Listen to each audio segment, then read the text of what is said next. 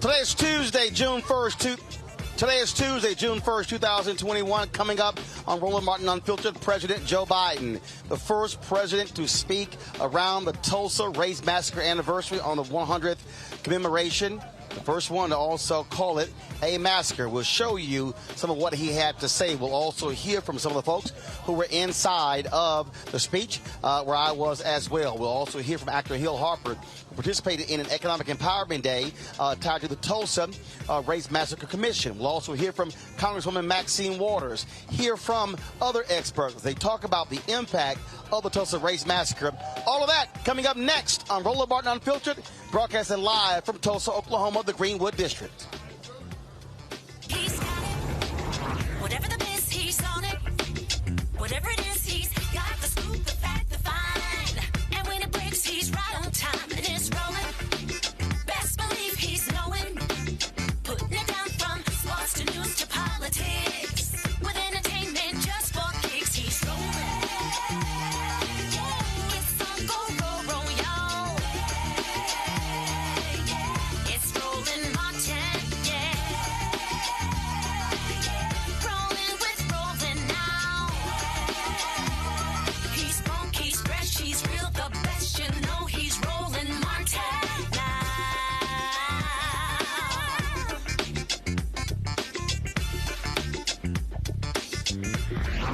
Martin.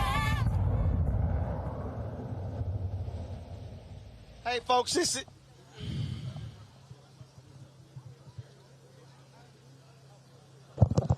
See? Hey, folks, we're live in Tulsa, Oklahoma, in the Greenwood District, where about 30 minutes ago, President Joe Biden finished addressing the folks here. The crowd that you see there, we're standing right in front of Vernon AME Church here on Greenwood Avenue. Right across the street is the Greenwood Cultural Center. The crowd there you see who are gathered right there. Reverend Jesse Jackson Sr. came out to greet some of the folks who are out here. They came out here hoping to see President Joe Biden. He has not left after his speech. He was in the back actually speaking with a variety of civil rights leaders and others before he heads out back to Washington, D.C. And so, again, if we go back to the other shot, please. So folks have been all along this street here. They've been down here for the past 4 hours or so. You have a group of about 200 people, VIP invitation only, who were inside to attend the speech. There were those of us who were also in the press who were inside as well. And so the people came out here hoping to get a chance to see many of the dignitaries who was there. Reverend Jesse Jackson Sr. attended the speech. Reverend Al Sharpton was there. Mark Morrell, President and CEO of the National Urban League, also there.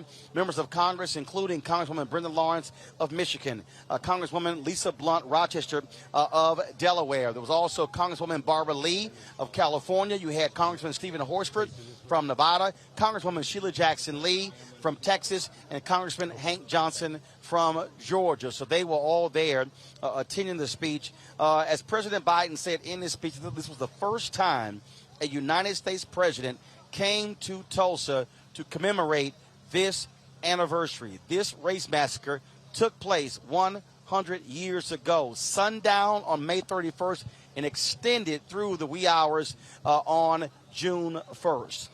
And what's interesting is that for a long time, I mean decades, this city would not even acknowledge what took place. Insurance companies refused to pay the claims.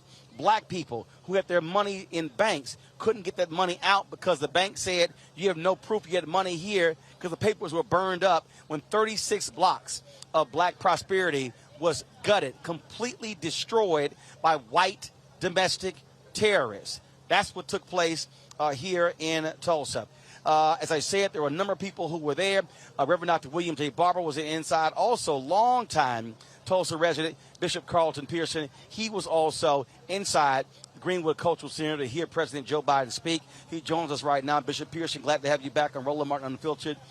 Just from your perspective, first of all, what did it mean to have a U.S. president come here to acknowledge that this is real? In his speech, he said this was a massacre, not a race riot. That was the most profound words. Those were the most profound words spoken about this incident in American history, because the president said it. He didn't skirt around it. He didn't act like it didn't exist. He didn't try to soft shoe it. He said it the way it was. And that room was touched and moved. You were sitting right in there. It was very powerful for us to hear the energy shift when a president said it very apologetically and unapologetically. It was a somber move. That's Jesse coming. Go get him.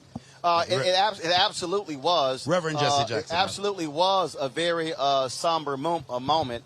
And again, Reverend Jackson is walking over here, and so we're going to lead him right over and here. And the pastor. Bishop Pearson has no problem sharing the microphone here. Not at all. And so we got Pastor Turner here. We got Reverend Jesse Jackson Sr. Reverend Jackson, step right on here. In here. I just want to get your thoughts on what President Biden had to say to the crowd here in the Greenwood district. He opened up the wound of the big cover-up.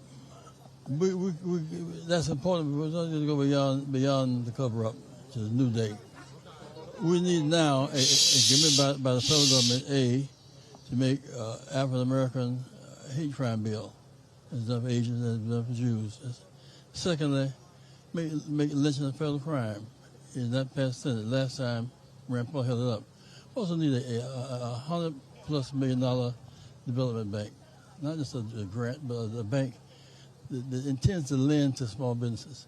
That's a restitution. See, the John Rogers who lost their homes, and they should be restitution, not reparations. They must be paid for sickness from them. In his speech, President Biden, he mentioned how we've changed, how we moved along, and then he mentioned seeing these multiracial commercials. And I'll be honest with you, when he stated that, the first thing that I thought about as a black-owned media company is saying, that's great that we're in the commercials, but we're not getting the advertising money.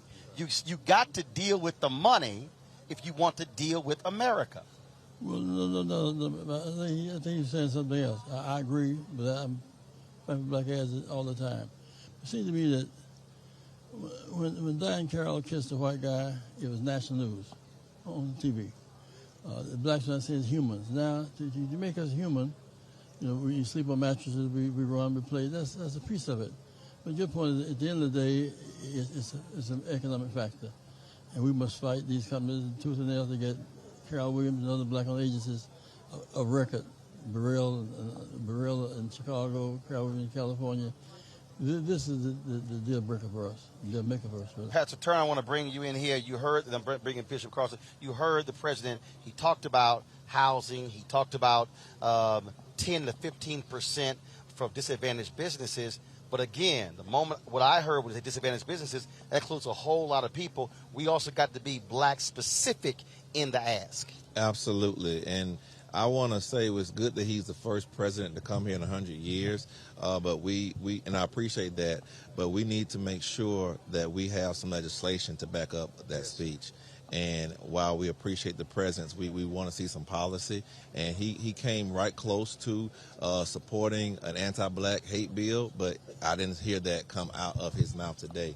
I'm hoping that it does. We still have not seen policing reform, George Floyd.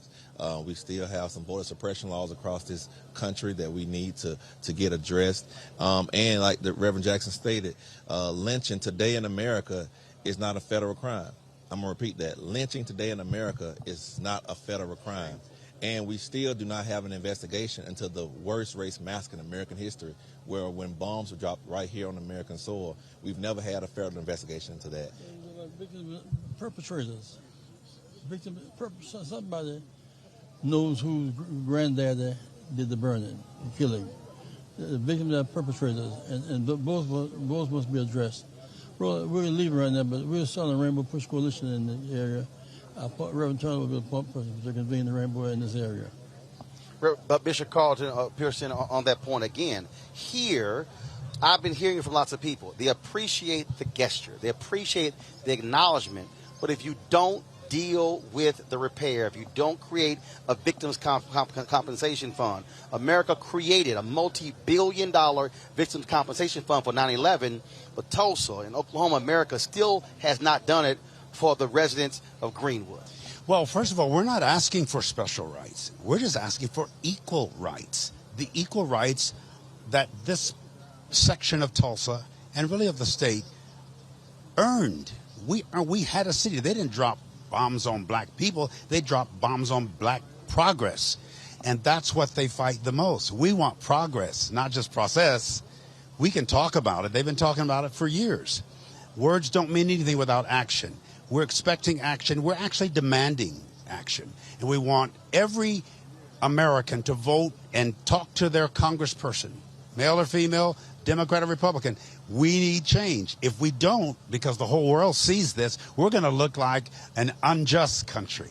Is it justice or just us, as we often say? Reverend has been saying it for decades, very clearly. They know what he says is accurate. Let's do it. We're commanding, we're demanding, we're expecting it to happen. Right, Rev? Yes. It's going to happen. Reverend Jackson, you, for a long time, you ran Operation Breadbasket that morphed into Rainbow Push. I went over to the convention center today where they had this economic empowerment day, supposedly focused on African Americans, that all of these companies listed as sponsors. And the first thing I said was, are these companies spending money on black law firms, black catering companies, black transportation companies, black engineering companies? That's why Reverend Turner and Brother Bishop are going to form a Rainbow Push Coalition in this area. They must board directors, C-suites, supply contractors, a whole range of. You count on it, Roland. Love you, buddy. Reverend, I appreciate it. Thank you, man. Always good to see you. Pastor Turner, I know you got. I told you about that Omega stuff. Don't start. Pastor Turner, I know you got the revival tonight. Get on with that Kappa stuff. Bishop Pearson, I appreciate it. Thanks a bunch. Y'all need to go on. Don't have no. Don't start none. Won't be none. All right. Don't start none.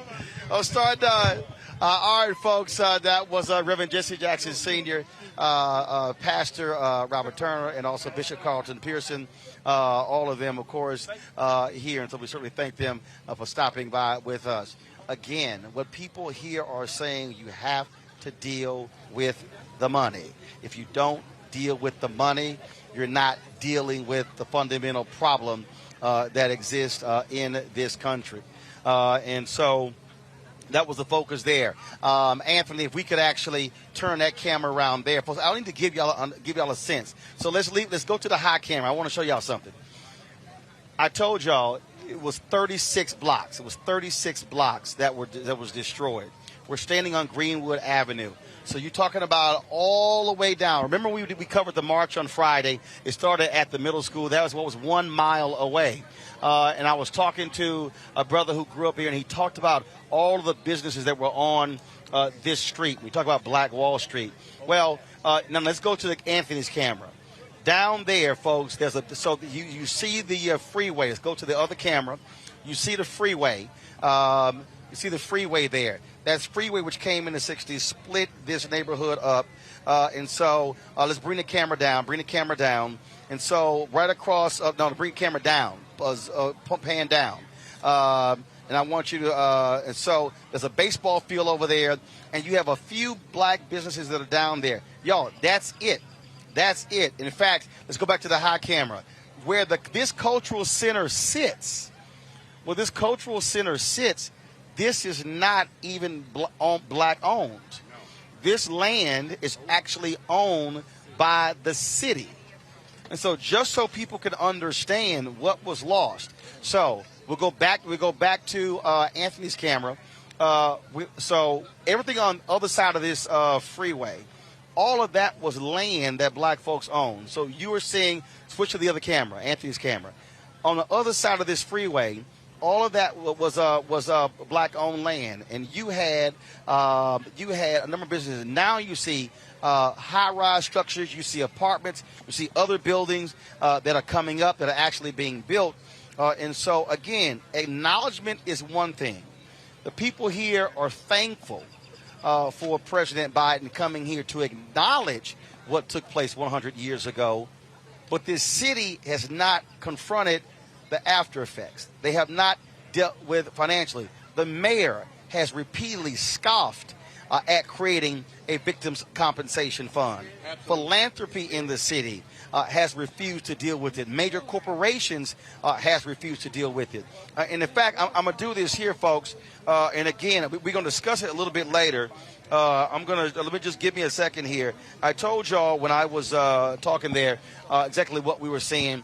And I know Hill Harper is around here, so I'm going to grab Hill in a second. And so here's the whole deal here, folks. There was as I was telling you, they had an economic conference. I was supposed to speak on one of the panels. Hill Harper was involved. The Tulsa Race Massacre Commission, they put this on. But I want to show. I want y'all to understand, because remember, we have our "Where's Our Money" segment, and a lot of y'all been upset with me, asking me why we keep focusing on this sort of stuff, and why we keep hyping this thing up. And so you should be able to go to my iPad. So take my iPad. This was one of the signs that was at that conference. And so you see they had Black Commerce Street. They had Fireside Chat, the importance of black entrepreneurship in shaping communities, funding opportunities for the new majority, the way forward, innovations and partnerships. And look down here. Look down here, y'all. JP Morgan Chase was the sponsor of those workshops. Now, yesterday, Demario Simmons told us that J.P. Morgan Chase was one of the banks that did not pay out the claims. Also, black people have money in their banks. But they were the sponsors of a black economic conference. Now, come back to me. Let me show y'all this here. So here was another deal that was there. This is another sign of, these are the silver sponsors. Silver sponsors. Go back to my iPad, please, so you can see that. Okay, Capital Group, National Association of Counties, Category Pirates, Moet Hennessy, First Oklahoma Bank, Prudential, Public Service Company of Oklahoma, Prosperity Bank, QT, Boeing, Vast Bank. All of these banks were sponsors of an economic empowerment conference taking place today. So let me go here. You see this here. Other sponsors: Nationwide, J.P. Morgan Chase, Baker, Oklahoma, Combs Enterprises, Deloitte Digital, Salesforce, Walmart, Org. Okay, sponsors. Here you got more right here. Again, American Express, PepsiCo, Citi, the American College of Financial Services, BlackRock, Acheon Opportunity Fund. Now let me focus on BlackRock. Right now, Jacob Waltauer, African American who owns Blueprint Capital, is suing BlackRock right now in New Jersey from freezing black private equity companies out of participating in the pension fund in New Jersey, which is worth $80 billion. So here you have BlackRock that's sponsoring an economic empowerment conference supposedly for black folks when they are being sued right now by a black private equity company. And so here are the questions. And again, as I told y'all, I was supposed to be on one of the panels. They lucky I couldn't make the panel. I had to be inside of the bubble here to be on the inside for the Biden speech. But I would have asked those companies while they were there, what is your black spend? Thank you. How much are you spending on black-owned advertising, black-owned media companies? How many outside law firms, black-owned, are you using? How many black accounting firms are you using? How many black catering companies are you using? How many black limousine companies are you using? So you can't sponsor a conference as talking about black economic development, but if you are the companies, you are not actually practicing the very thing that you're claiming that you are sponsoring. So that's what you cannot do. Now, just understand, folks. So here's what we're going to be doing. We're going to be contacting every single one of these companies that sponsored this conference. We're going to be contacting every single one and going to ask them with a race equity index, what is your black spend in all of these categories? And then we're going to ask, how can you sponsor a conference on black economic empowerment if your black spend is around 1 or 2%? Do y'all understand what I'm talking about? So this is what we're talking about in terms of the type of demands that we are making consistently to folks. one of our panelists, Ben Dixon, as well. Now, and to really talk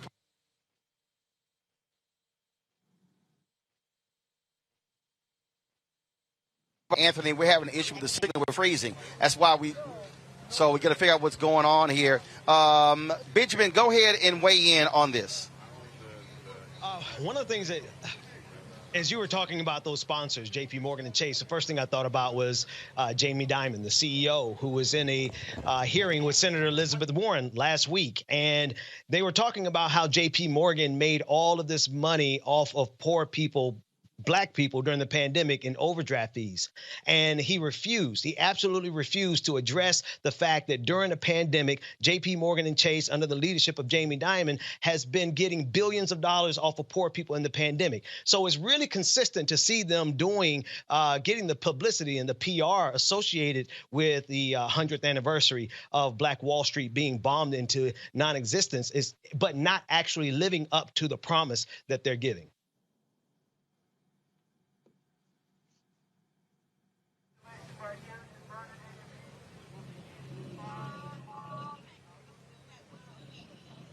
Mustafa?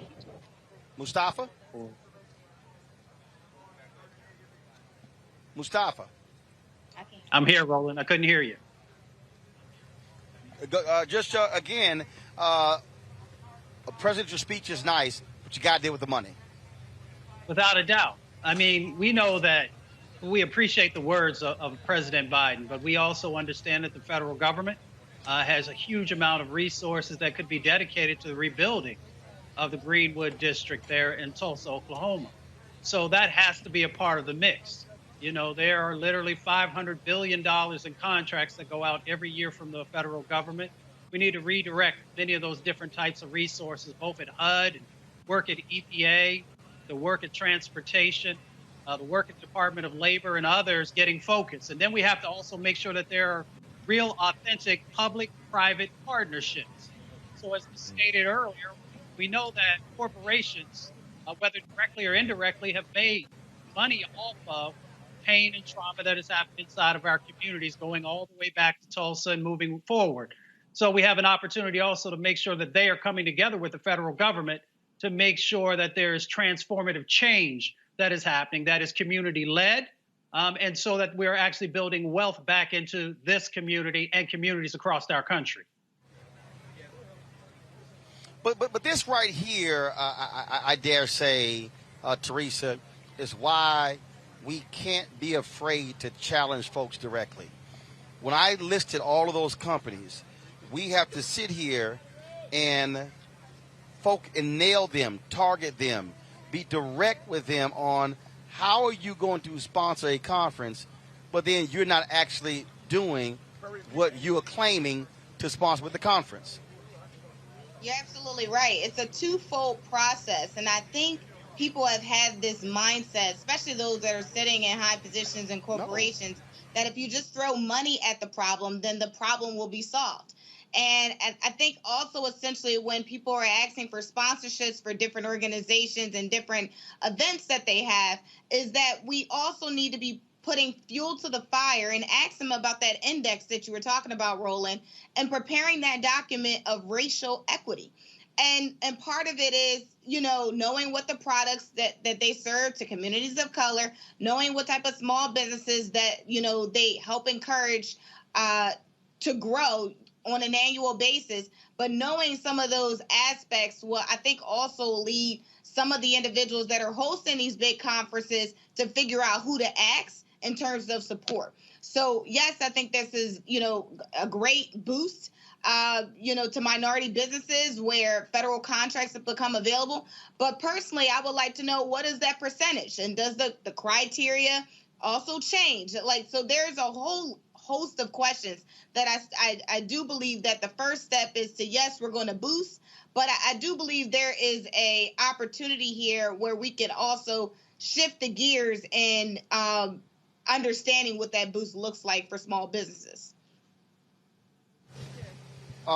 In the speech, Benjamin, you actually didn't hear President Biden lay out specific, other than the 10 to 15% to call on agencies to spend with disadvantaged companies.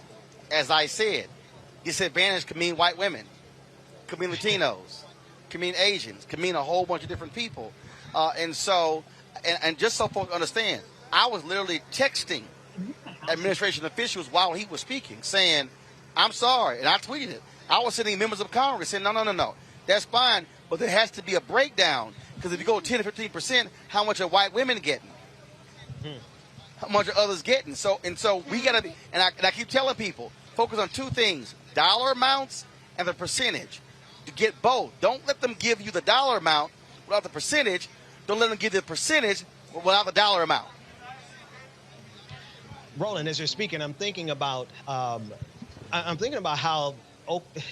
they're getting their way here. And what I mean by that is that we have suffered as black people in this country a racially specific harm. And you're in Tulsa, Oklahoma right now.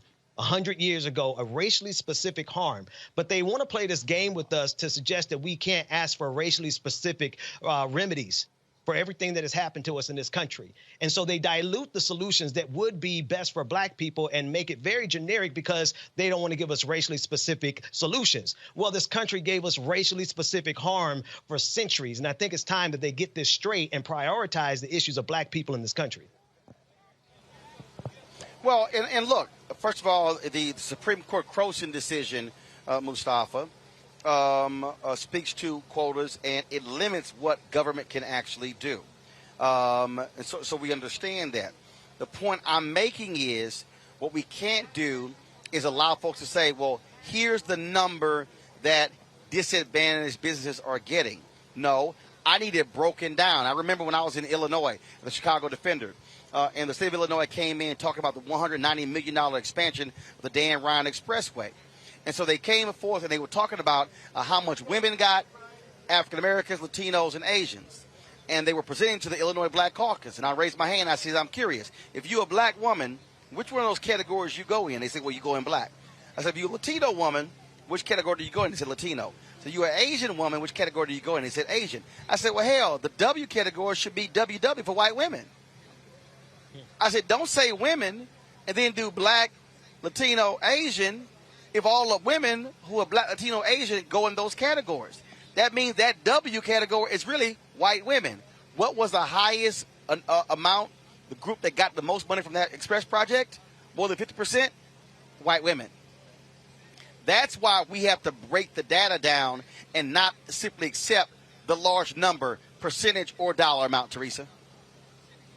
I totally agree. And, you know, even on a local level, Philadelphia has probably the largest spend on city contracts there is thus far. And I've also made a complaint regarding what does some of those dollars look like, you know, being, again, the categories, a woman, a black woman. The only thing I'm missing is the LGBTQIA designation. But, I mean, even in those two categories, being a woman and a minority business, I only get credit for one of them.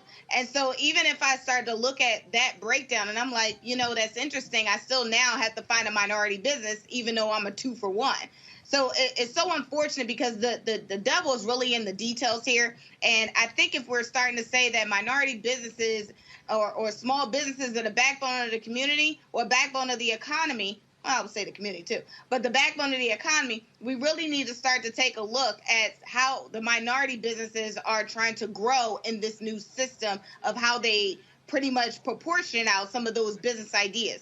And I think if we talk about the larger issues, it is, you know, trying to figure out a model that I believe it exists. It's just people have to say yes to. Right. So the governors have to say yes to. City council has to say yes to. Mayors have to say yes to. But putting this plan together in order for us to find a solution that everybody can eat at the table and not just one side of the sword. Absolutely. Joining us right now is actor Hill Harper. He was the host of the Economic Empowerment Day taking place at the Convention Center as part of the Tulsa Centennial Race Massacre Commission. And Hill, one of the things that I was saying was that I listed all the sponsors. And the first thing I said when I went over there was, how do they stack up on their black spend? Which is what we have to be saying. We have to be sponsoring a conference is one thing, but are you spending with black-owned companies? Absolutely. In your daily business? Because probably what they gave for the sport of conference pales in comparison to what they actually are spending every day in their companies. Without question. And where are we talking about Tier 1 capital, where we're talking about access capital, where we're talking about supplier diversity, any of that spend is part of recirculating dollars. We have to bring dollars back into our community and then recirculate them. And it's not, and you're right, if it's not happening, particularly on the issue that I heard you talk about when Reverend Jackson was here about reparations for survivors, HR 40, these types of things. Yeah, that's going to pale in comparison to what companies are spending the billions and billions and billions on actual incoming supplier diversity initiatives. And all these companies, yes. And in fact, John Rogers has been saying, John Rogers said, don't even use supplier diversity. He said, don't even use that phrase at all. Because you think it's a diversion. Absolutely. John, I interviewed him earlier. In fact, I'm going to be talking with him. We're going to show the interview a little bit later. He said, no, we must use what is your black-owned spend. He said we cannot allow them to finagle their way out of that because, to Teresa's point, when they bring in LGBTQ women, white women, bring in everybody, then all of a sudden you see this large number, but then you go, no, I need the number broken down. Right. And so, same thing. So now the hot craze today is DEI, diversity, equity, inclusion. Because, see, all these DEI jobs, they have no P&L responsibility. Yeah. They have no staff. They got no budgets. Yes. But ultimately, Roland, for me, and I'll be honest, because people ask me about whether it's politics or whether it's spend, I think we have to just look in the mirror ourselves. We already have $1.2 trillion of buying power in our community. Right. And we'd be the 15th largest GDP in the world if we were a country, yet we don't spend that intentionally. A dollar leaves the black community within 6 to 7 hours. And if that's the case, we cannot build wealth unless we're recirculating the dollar. That, to me, is even more important than asking PepsiCo who their supplier is. That's for real. No. We got to fix our own house. No. But here's the deal, though. They can happen simultaneously. Here's what I mean that. Right. So when Byron Allen filed his $10 billion lawsuit against McDonald's is spending 2% of their media money with black-owned media. Yet 40% of their revenue is coming from black customers. Absolutely. So we're actually spending our money. What I'm arguing, that's a return on investment. Exactly. That is, without us, y'all in trouble. General Motors, 11.4% of all GM cars bought by black people. They were spending 1% of their money with black media. Yes. Now we got to start asking. The brother who was a general counsel, he since left at Coca-Cola, he challenged all the law firms saying, I'm going to start taking business away from you because y'all ain't serious about diversity. What I'm saying is, this is where we say, no, there's about to be a return on investment. Not, brother, we live, brother. There's got to be a return on investment when we are making these demands because the companies are profiting from our spend. Without question. Roland, let's think about tech. We make these tech platforms, right. billion-dollar companies. We just made Clubhouse a $4 billion market cap in beta because black folks got on that app. We made Twitter. You're right. Our culture has been monetized. We monetize companies with our dollars. The question is, how do we keep the money in our community? How do we get to monetize blackness? We have to create our own companies, our own tech, and support, just like what you've done with this platform. This is why folks have to understand how powerful what you're doing with this platform. This is called self-sovereignty. This is called using technology, state-of-the-art technology, to own your platform. And if we focus on that, using decentralized technology, using the state-of-the-art stuff, doing this is to me, you are the light of what we need to do. You're doing it in media. We need to do the same thing on tech platforms. We need to do the same thing in fintech. We need to do the same thing in all of these areas. Well, I'll give you a perfect example. You talked about Clubhouse. So Isaac Hayes III has created his app fan base. Yes. Which allows for you to actually get paid for your content. Yes. So we need this crowd fund. I invested $50,000 in this crowd fund. And when I was saying to people, to your point, we made Clubhouse hot. We can just as easy make fan base hot. Yes. We can $4 billion valuation. this black-owned app could be a $4 billion valuation. He has chat rooms like Clubhouse. He has photos like Instagram. I can do videos like Instagram. And I think you can do private stuff but like to your point, OnlyFans. It has to be intentional. It does, and that's why I launched the blackwallstreet.com and the app, and we launched it last night on another platform that brothers run called Earn Your Leisure, the #1 fintech podcast out there right now. Brothers doing it, and they're doing it very well. Wall Street Trapper was there, another brother who's talking about finance. The blackwallstreet.com is a digital app that we're launching to let people invest in Bitcoin and not have to go through the Coinbases, the Cash Apps, the Venmos. So explain that. So I've had some people. We were discussing this at dinner last night. I've had some people say, Roland, you need to start accepting cryptocurrency to join your fan club. Yes. Okay. You should. So, all right. So for people who have no idea what the hell that is, they hear it and they're like, I don't know what this all is. Explain what your app does to help with that. So let's say if I wanted to say we're going to start accepting crypto, if you want to join our Bring the Funk fan club, yes. How does your app help facilitate that? Okay. Well, first of all, we have to. Crypto's a big world and a big universe. Got it. There's 9,200 different cryptos out there. 99% of them are trash. Let's be clear. They're designed to try to separate you from your money. Okay? So that's why it has to start with education first. Right. Okay. And so on our platform, we have financial literacy, financial education about crypto, etc.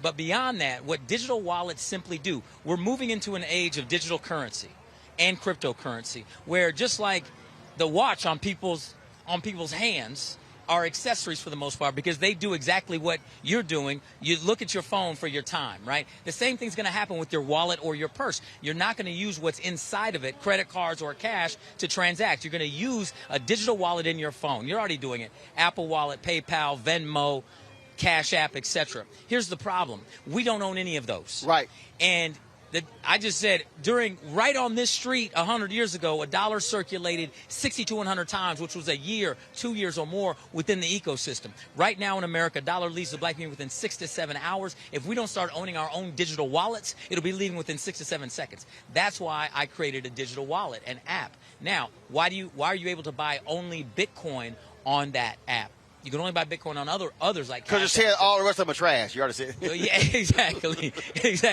You catch on quick, right? No, I pay attention. So here's the deal.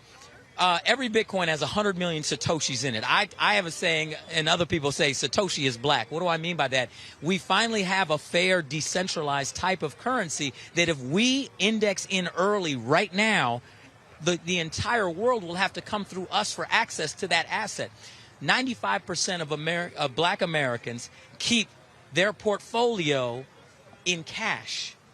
They keep it in cash. Why is that a problem, Roland? It keeps us poor. Why? Because cash is a descending value asset. They printed 22% of the circulating supply of money last year. If we're in cash, every time your head hits the pillow, you wake up poor the next morning. The wealthiest 1% keep 95% of their assets in things other than cash, ascending value asset classes, real estate, fine art, blue chip stocks. I don't tell people buy Bitcoin. I say sell your money, sell your cash, get into an ascending value asset. If we could convert, my goal is to have every black American have at least 1 million Satoshis. In today's money, that'd be like $380.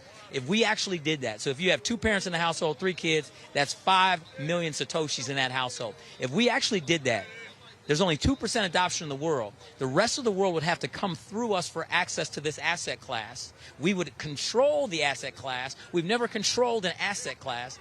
And therefore, the price rises, and we actually are having and holding leverage. It's about creating leverage. And that's why us adopting Bitcoin and buying it through our platform creates power and leverage. All right. Where can people get the information? They go to theblackwallstreet.com, put your email address, and we will send you that. Or just go to Google Play or your app store and download actually the app, The Black Wall Street. And here's the deal they got to understand. We're building this so it's unbreakable. They're not going to be able to come and tear it down like they did here, right? And therefore, folks are going to have to go through a real stringent process when they load it. They're going to KYC, which means know your customer. People are like, I just want to come on and start just buying. No.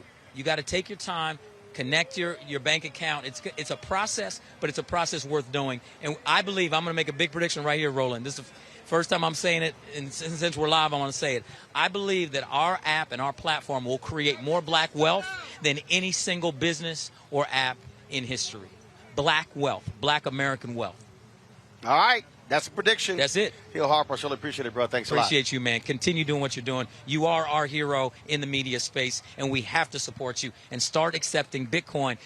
5 years from now, you come up to me, Hill, that interview, I don't know how people saw it, but at least that was the most valuable interview I ever had because I'm sitting on a bunch of Satoshis, and they're going to be worth a lot. All right. All right? Hill Harper, I appreciate it, brother. Thanks a lot. Thank you. This is another alpha man doing his thing. Right. I appreciate it. I'll take the microphone. I appreciate it, Fred. Folks, I had an opportunity to talk with the folks with the Human Rights Watch at Saturday's Descendants and Survivors and Descendants Luncheon about the work that they're doing across the country to deal with the issue of reparations. And so here is that conversation. On my show talking about black economic social justice because I believe it's a problem when we talk about social justice and we're talking about mass incarceration, we're talking about criminal justice reform, we're talking about voter suppression.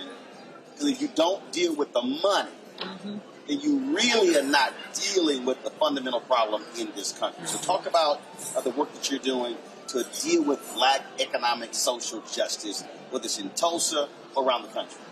So let me start off by saying this, Roland. The genesis of our program at Human Rights Watch, our U.S. program, is focused on racial justice and the interconnectivity of economics, of poverty, of inequality, of policing, and of systems is what this work is about. And the work that Dreesen focuses on reparations and economic justice in communities like Tulsa, is at the root of that work. So, Dreesen, why don't you talk about that? Reparations is an economic justice argument. It is an economic justice plan.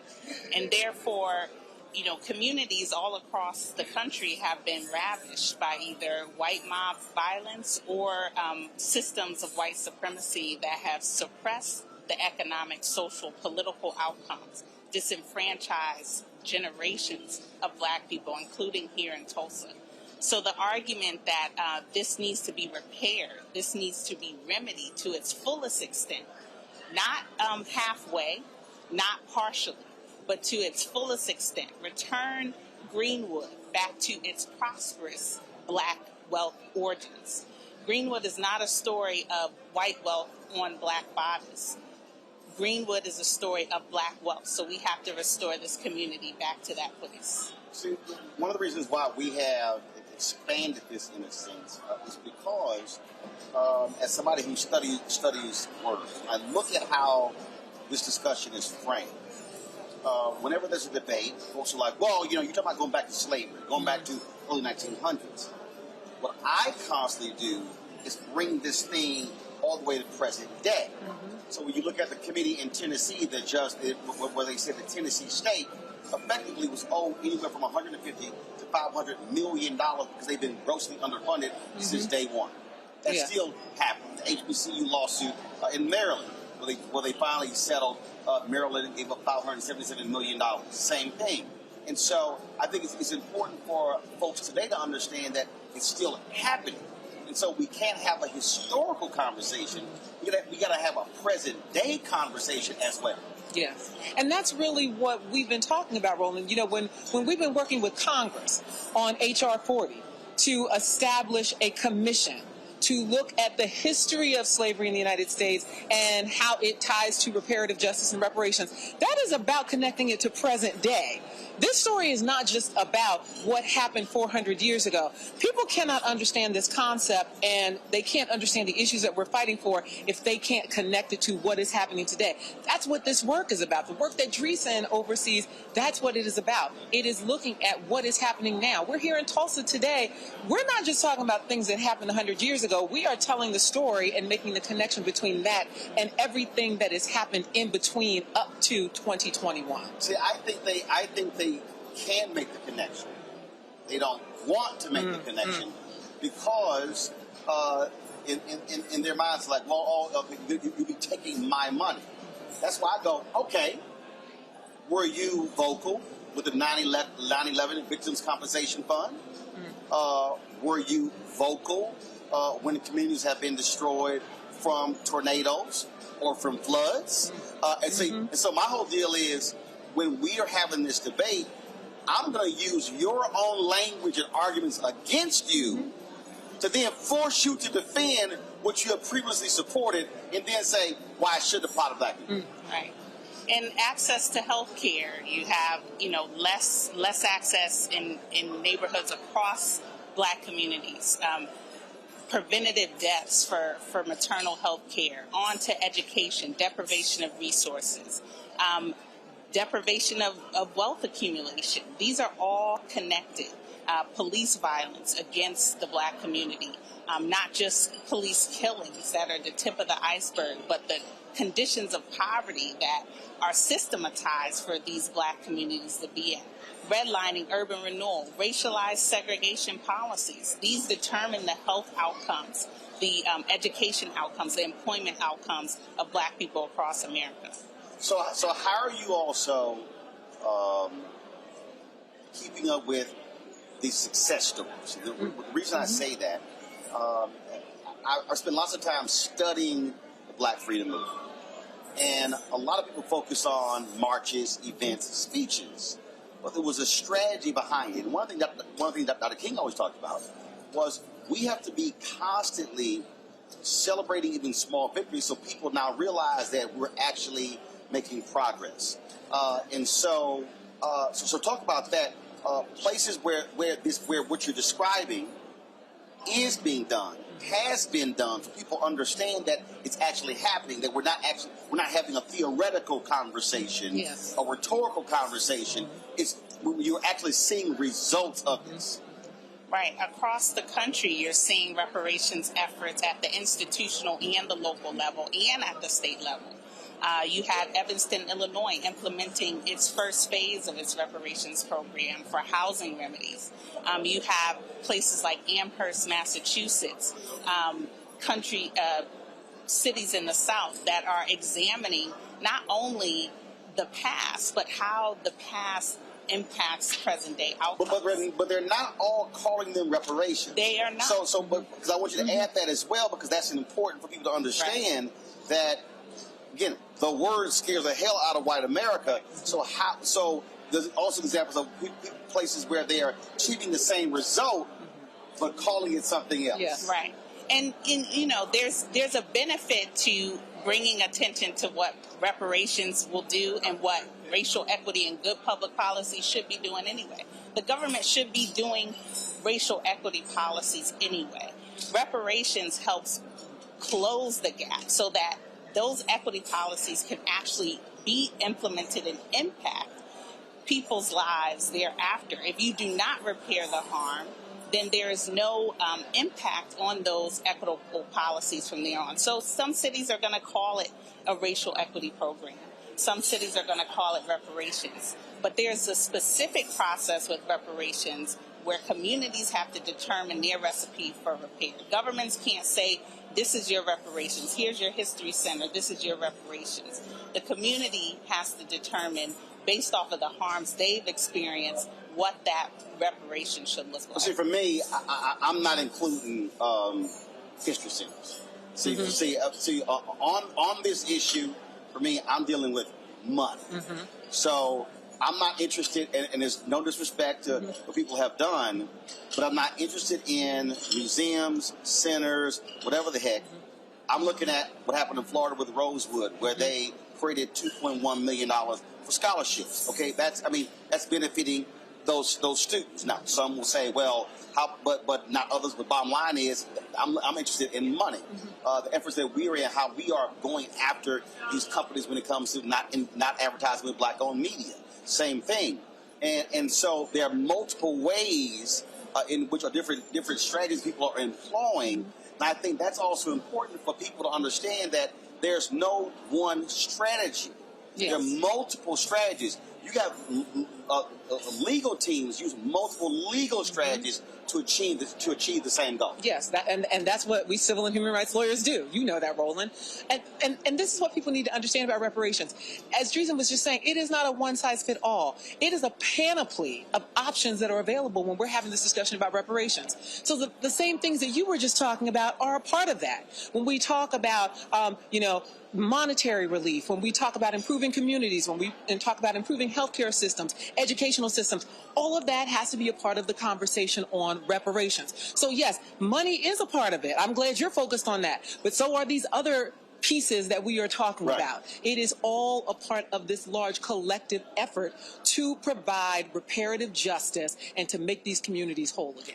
And that's why, I think it was Forbes or Fortune, one of them just did an article that said there was some $50 billion that was actually given by corporations and very few that is being spent.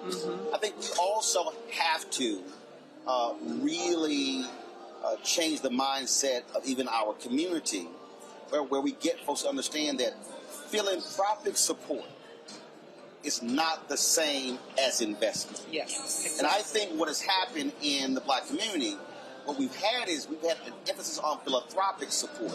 We've had an emphasis on corporations who are giving to the Urban League, giving to the NAACP. Well, first of all, any donation they give to them pales in comparison to what they should be investing in black businesses. Exactly. And so people got to be very careful in these neighborhoods, in these cities, in these states, when people have these conversations, that it's not a philanthropic-led conversation, because in fact, there's even a challenge to philanthropy as to how they are excluding African Americans. Oh, sure, you're making this donation, but what black lawyers are you using? Yes. What black accounting firms are you using? What black event planners are you using? What black caterers are you using? So even in the philanthropic world, they're also practicing white supremacy, even when they're so-called do-gooders. And people need to understand the philanthropic efforts, that's not enough. I don't want people to misunderstand that when a philanthropic organization writes a check and donates it to one particular organization or another, that's enough. That's not what this is about. This is about a full-fledged process to create wholeness in communities and to empower those communities also, Roland. It's not about somebody writing a check and saying, here's how we want you to use it, because we know that's also what happens too when philanthropic organizations write checks. They will often dictate to you how it needs to work. And that's not what reparations is about. It is, as Dreesen said, it is about these communities being empowered and dictating and determining for themselves what should happen in their communities and how their communities should be improved for their benefit. Where do folks go to get more information on your work? HRW.org/reparations now. Cool. Appreciate it. Thanks a lot. Thank you. Thank you, Roland. All right, folks, we are here in Tulsa, Oklahoma, here on Greenwood Avenue in the Greenwood District. You see how the street is pretty much cleared out. The hundreds of people who are out here waiting to get a glimpse of President Joe Biden. He has left. He is no longer here, flying back to Washington, D.C. We're standing here broadcasting in front of Vernon AME Church, where moments ago, Pastor Jamal Bryant actually arrived. He's going to be preaching at a revival here. They normally do it anyway. And so in a moment, we're going to actually speak to him.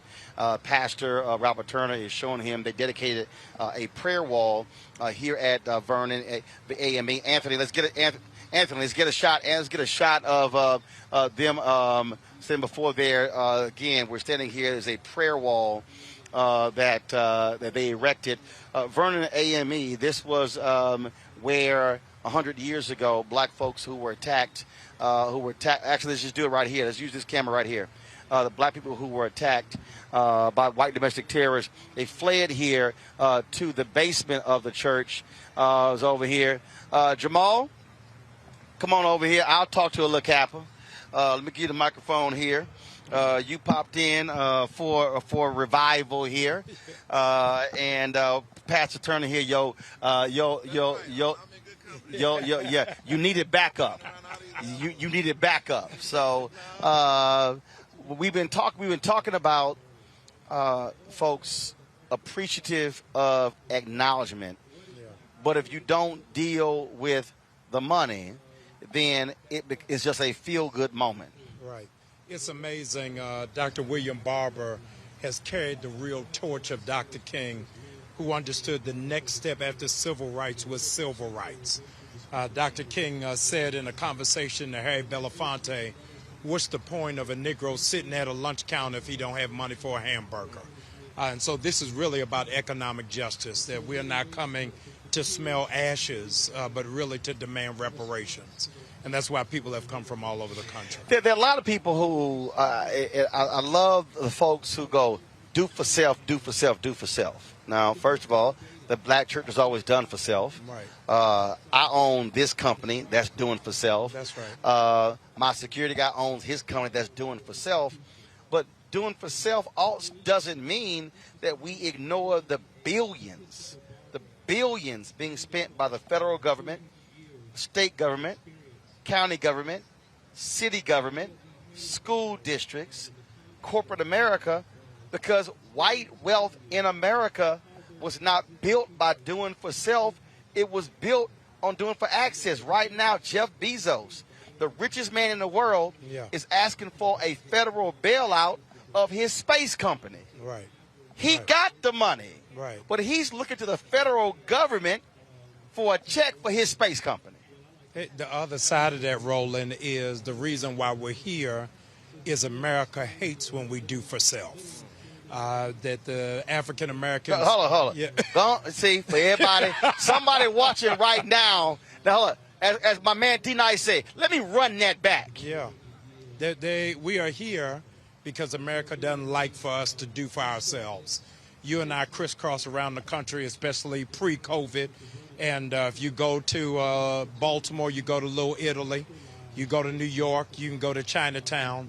Nowhere in America can you go to Little Africa. And Tulsa was the closest thing to it of what it means for cooperative economics. It sounds good, but African Americans have a rough time doing for self if we go to Wells Fargo trying to get a small business loan. But that same bank will give us loans to get used cars. So when we do for ourselves is a different kind of fight and a different kind of battle. Also, I think what has to happen, and we've talked about this before, and I keep saying is there has to be a reprogramming of black America. Yeah. That we have to understand how deeply embedded white supremacy was. When I'm going to play the video later, when President Biden did the tour of the Cultural Center, he asked the sister, well, after they rebuilt Black Wall Street, what happened between 1925 and 1950? And he asked, well, did it get destroyed because of the freeway? And she said no. She said, and I saw her, and I saw it in her face like, damn, I got to actually say this, but I don't want to say it. She said, no, actually what did it was because with integration, black folks spent our money in white establishments because we wanted to have the freedom to spend our money in a white establishment. If you read Gerald Horne's book on Claude Barnett, it says Claude Barnett's Associated Negro Press and the Jim Crow Paradox. The Jim Crow Paradox is that every time we put a nail in Jim Crow, we actually are putting a nail in black self-sufficiency. Wow. The forgotten page about Tulsa that is so significant is that when Marcus Garvey was running low on trying to build the ships, it was the business Black Star owners, cruise ship. Yes, right. It was the black business owners of Tulsa that sent money to New York to help them become afloat. So this cooperative economics is building an ecosystem. So you're built right outside of D.C. You're just coming from Houston, coming from North Carolina, now in Oklahoma. Built, right. built by, and this I keep trying to explain to people. Right. Last year, our fan base gave $672,000 wow. for this show. Wow. That represented 20% of the revenue we generated last year. Right. And I think that's where we've got to start looking. There was an article yesterday that said, let's not confuse reparations with conversation. Just by us talking about it is not the paycheck. And so everybody's talking about where is our equitable piece in media and media representation. This is it. And so we got to stop talking about it and really put our money where our mouth is. I know you got to preach. I appreciate it. We might take some of that live, you know. I mean, but when you did mention Dr. King and Reverend Barber, yes. That's two alphas. Y'all go ahead. No, it's all right. It's all good. Yeah, I'm gonna give you that. I can't even fight that. But I already heard his feelings earlier when I told him. I said you can't even take Kappa Alpha Psi because you got to say Alpha. Y'all go ahead, go. You're gonna preach. Give peace a chance. God, give peace a chance. Y'all know we always got to have a little fun with Pastor Jamal Bryant. That's my man. We always. Tiffany Crutcher. Come here, Tiffany. Tiffany, come here. Hold on. I'm about to be real black here. I'm about to be real black. So let me do something here. Hold this here. Grab this microphone. See, y'all, I'm a full service host. Anthony, come take this. Let me extend this over here. Switch. Yeah, come on. Put your makeup on. Put your makeup on, Tiffany. See, y'all got to understand. We do everything here. We don't just let folk just drive on by. We make them get out their car. And so Tiffany Crutcher, come on, right here, my left hand. There you go, right there. There you go, just stand right there on the chalk right there. All right, now I know you were trying to go home and get some sleep. Black Wall Street Legacy Fest started Thursday, but y'all been planning this thing. Y'all been working. Y'all been sweating. Been going crazy. President speaks. This is really the culmination. And so first, just your reaction to his speech. I know you had a chance to speak with him. Take it away. Yeah, well, first of all, I am just honored that the president came to Tulsa. This is the first time a sitting president has stepped foot in Greenwood, in this community. Of course, you know Donald Trump came last year, but I think it was very important. He didn't come here. He didn't come here. We wouldn't let him come here. We shut it down. He tried. He tried. Y'all. We covered up everything. We covered up our monument. We had signs and told him he wasn't welcome here. Y'all said orange not allowed. Not today. So we were honored that the president came. My father and I, Reverend Joey Crutcher, we were able to welcome him when he came in. Of course, the first thing he said, he expressed his condolences for the loss of my brother.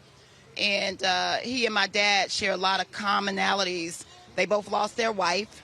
They both lost a son to cancer around the same age.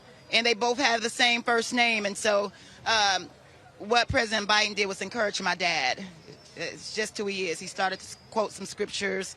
And then, of course, my charge to him was the survivors and restitution and reparations, and also trying to reopen Terrence's case with the DOJ. We're coming up on the 5-year statute of limitation in September. And so, I was just trying to get something done. I didn't want to waste the moment without trying to push some of the things that we've been working so hard for in this community. I think his speech was right on time. It was right on time. He called out some of the things. He called out white supremacy, which we needed to hear. This city needed to hear. And he talked about a lot of the residual effects of what happened, the continuing harm that we're dealing with today as a community, the redlining and the housing discrimination and land ownership and gentrification. So I thought it was what it needed to be. My thing is, where do we go from here? How do we use this moment as a stepping stone to keep building? And I don't want this to be a lost moment. I don't want this weekend to go away and then everything is back to normal. That was so last night when we had dinner, I ran into a gentleman who works with the Kaiser Foundation, and I said to him, I said, do y'all understand that the demands offered by the attorneys is literally a drop in the bucket. For sure. To what y'all could actually do in Tulsa. He said, well, what do you mean? I said, what's the largest annual event in Tulsa? And I've yet to actually get an answer. I said, I want to know. I said, what's the largest annual event that brings people from outside the city?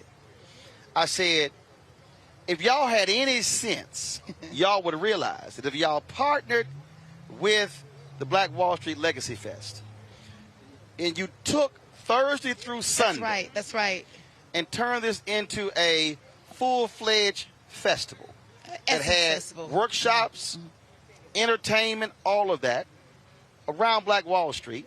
I said the $50 million being asked could literally be generated in I said in 2 years, Right. I said you could create something that brought 10 to 100,000 black people to Tulsa every year. I said, but y'all are being short-sighted That's right. on 50. On 50, that's right.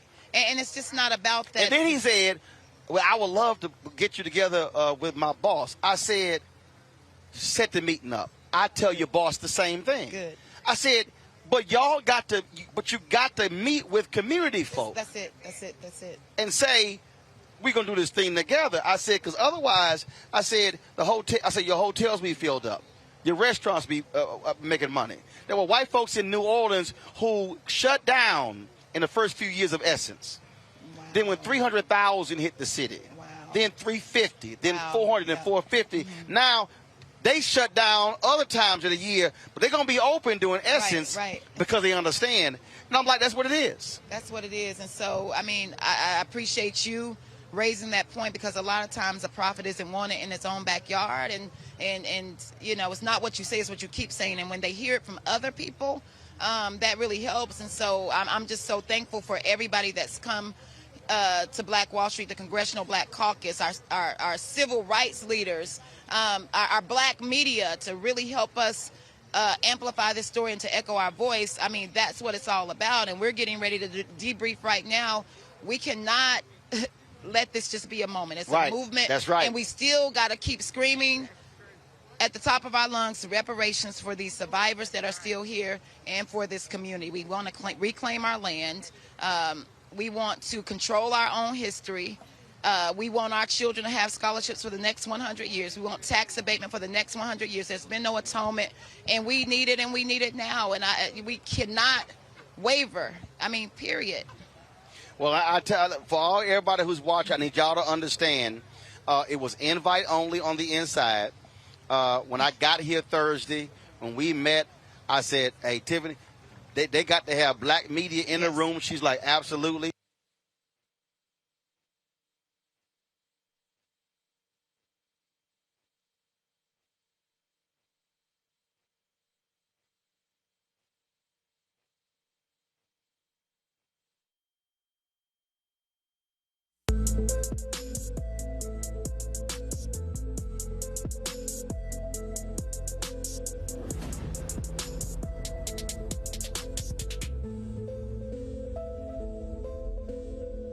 People our age have lost the ability to focus the discipline on the art of organizing?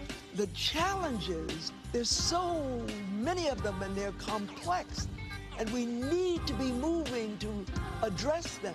But I'm able to say, watch out, Tiffany. I know this road. That is so freaking dope.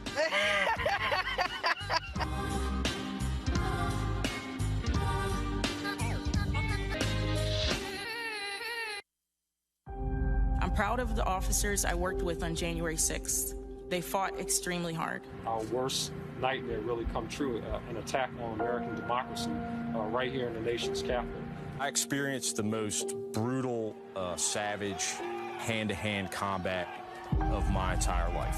I received chemical burns to my face that still have not healed to this day. I just remember people still swinging metal poles at us, and they were pushing and shoving. They were spraying us with, bear mace and pepper spray. They were all shouting at us, calling us traitors. It's been very difficult seeing elected officials and other individuals whitewash the events of that day or downplay what happened. As an American and as an Army veteran, it's sad to see us attacked by our fellow citizens.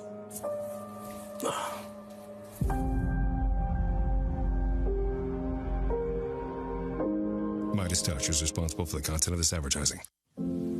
I believe that it's movement time again. In America today, the economy is not working for working people.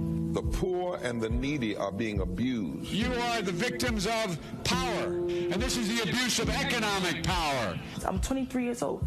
I work 3 jobs. Work 7 days a week. No days off. They're paying people pennies on the dollar compared to what they profit, and it is time for this to end. As essential workers have been showing up to work, feeding us, caring for us, delivering goods to us throughout this entire pandemic. And they've been doing it on a measly $7.25 minimum wage. The highest check I ever got was nearly $291. I can't take it no more. You know, the fight for 15 is a lot more than about $15 an hour. This is about a fight for your dignity. We have got to recognize that working people deserve livable wages. And it's long past time for this nation to go to 15 so that moms and dads don't have to choose between asthma inhalers and rent. I'm halfway homeless. The main reason that people end up in their cars is because income does not match housing cost. If I could just only work one job, I could have more time with them. It is time for the owners of Walmart, McDonald's, Dollar General, and other large corporations to get off welfare and pay their workers a living wage. And if you really want to tackle racial equity, you have to raise the minimum wage. We're not just fighting for our families, we're fighting for yours too. We need this. I'm going to fight for it until we get it. I'm not going to give up. We just need all workers to stand up as one nation and just fight together. Families are relying on these salaries, and they must be paid at a minimum $15 an hour. $15 a minimum. Anyone should be making this to be able to stay out of poverty. I can't take it no more. I'm doing this for not only me, but for everybody. We need 15 right now.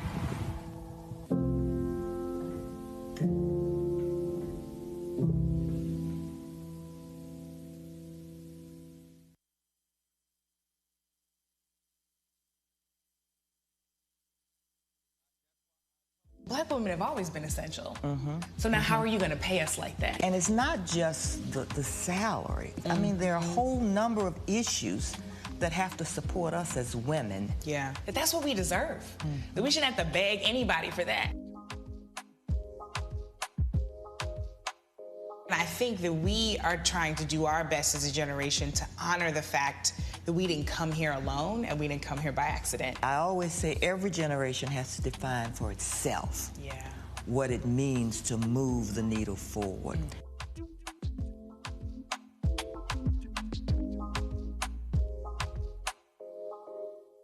Hi, I'm Kim Burrell. Hi, I'm Carl Payne. Hey, everybody, this is Sherry Shepherd. You're watching Roland Martin Unfiltered.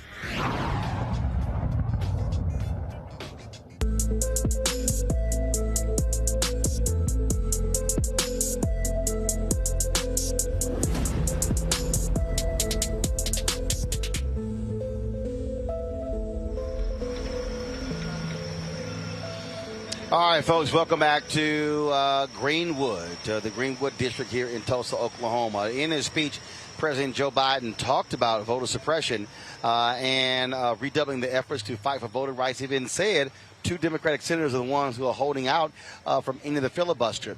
In Texas, Democrats walked out of the chamber, keeping the Republicans from having a quorum, preventing them from actually enacting one of the most onerous voter suppression bills in the country. Joining us right now is the head of the Black Caucus there in Texas, Representative Nicole Collier. Representative Collier, glad to have you in Roland Martin Unfiltered.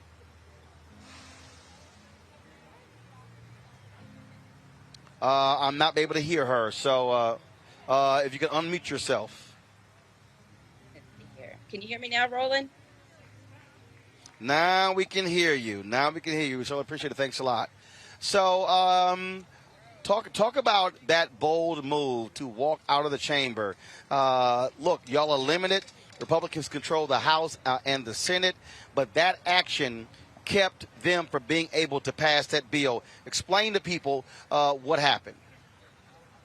So, yes, so the process of how SB 7 was handled is no different than how the legislative session went the whole entire time.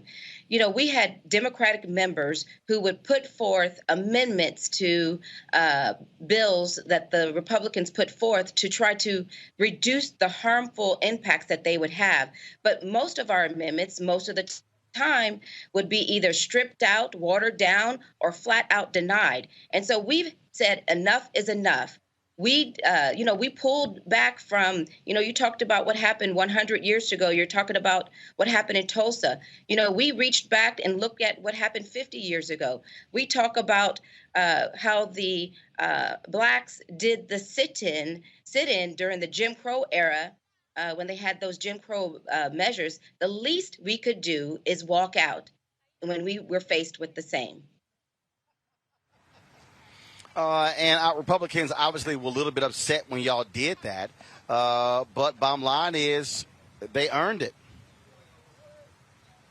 Yeah, I mean, literally, the whole entire session has been about their conservative agenda. They did the permitless carry. We had one of our legislative Black Caucus colleagues, Representative Harold Dutton.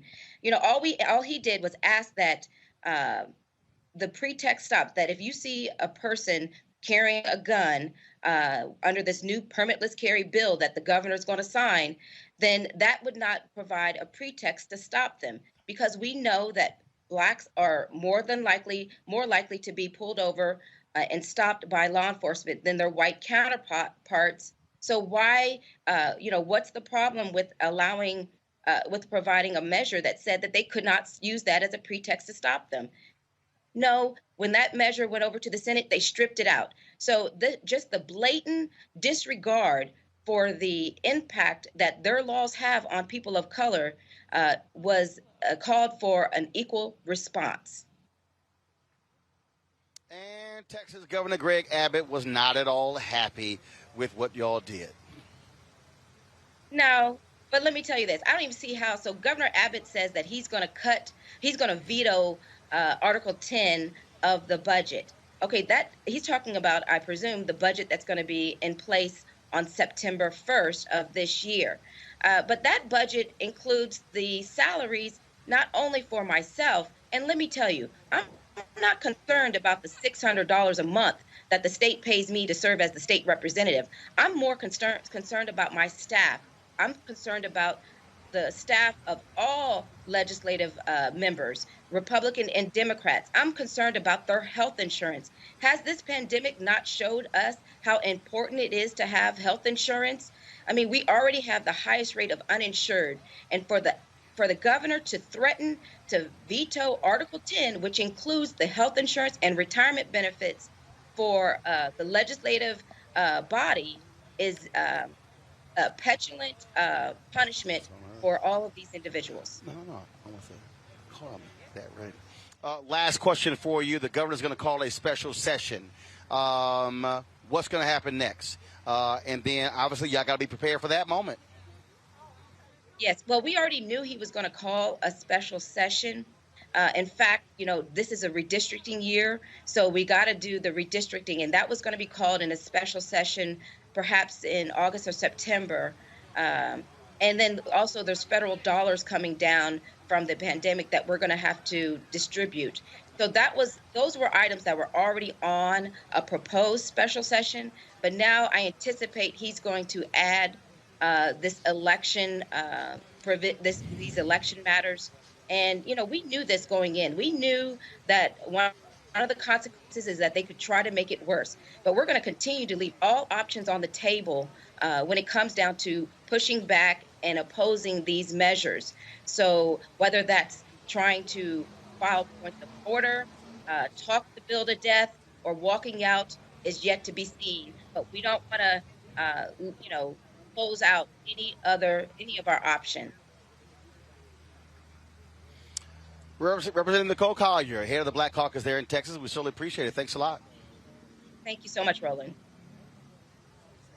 All right, then. I'm going to come back to my panel in a second and ask them about what happens in Texas. But right now, I want to talk to Lauren Usher. If y'all saw the speech by President Joe Biden, she was the one who introduced the president on stage, and she joins us right now as we're standing outside of Vernon AME. Glad to have you on Roland Martin Unfiltered. So, thank you so much. How did you get picked?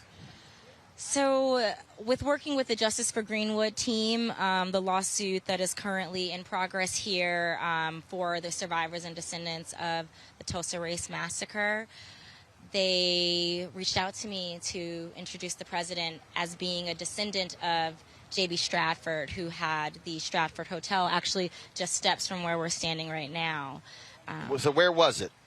If actually you walk down almost right past this blue plaque here, you'll see the plaque on the ground that will show where the Stratford Hotel used to be before the unfortunate massacre, burning, and pillaging of the community here.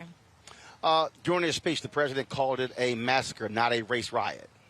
Yeah, I think that was definitely the correct term there. When you say race riot, as if there is the same responsibility on, the black people of this community who were receiving this horrific treatment. No, it was not that. This was a massacre of thousands of white people descending upon this community and taking what they had, destroying what they had built, and taking their lives, quite frankly. So he's naming it rightfully so, and I think it's part of a reckoning we're doing in the U.S. right now of talking about this dark history in Tulsa and in so many places around the U.S. that went through these terrible bouts of racial violence. Jelani Cobb, the journalist, sent a tweet out a couple days ago where he said he was surprised the number of whites here in Tulsa who he talked to who still doubted this happened. And that does not surprise me. I think there is a accidental ignorance, yes, from not teaching about this history, but there's a willful ignorance that's going on. You see it even as people are erasing what happened at the January 6th insurrection, of how we bury our heads in the sand with history that we don't want to deal with and reckon with. And purposefully, because sometimes if they have to reckon with it, as you know, what we're fighting for, then they have to repair. And so that's kind of where we're at right now. All right, then. Last question for you. What do you want to see happen next, okay? The 100th commemoration is finalized, okay? What now? What now is we continue the fight in terms of this suit and the reparations. We need to get back. We have survivors from that massacre who are still here, who are waiting for justice. We have descendants who have generational wealth that has been stolen from them. We have communities who have seen their lifeline basically be cut through by urban renewal. What we want to see is that repaired, that justice is bringing that back up into the equitable position that we know it to be. As DeMario from the lawsuit says, it has been a public nuisance for us to experience this, and what we need is that nuisance, the nuisance of the continued history of theft, of inequity, to be removed from the plight that we suffer from. So that's what we want to see. All right. Thank you so we appreciate much. it. Thanks a lot. Appreciate you. Thank you very much. All right, then. Folks, we'll go back to my panel. I want to start with you, Mustafa. We were talking about, of course, the Texas case. We were talking about voter suppression. President Biden brought that up. You have to also tie voter suppression piece to economics, because that affects public policy based upon who you elect, who is in control, who is in power. Yeah, we see this playing out across the country, where hundreds of these voter suppression bills have been put in place.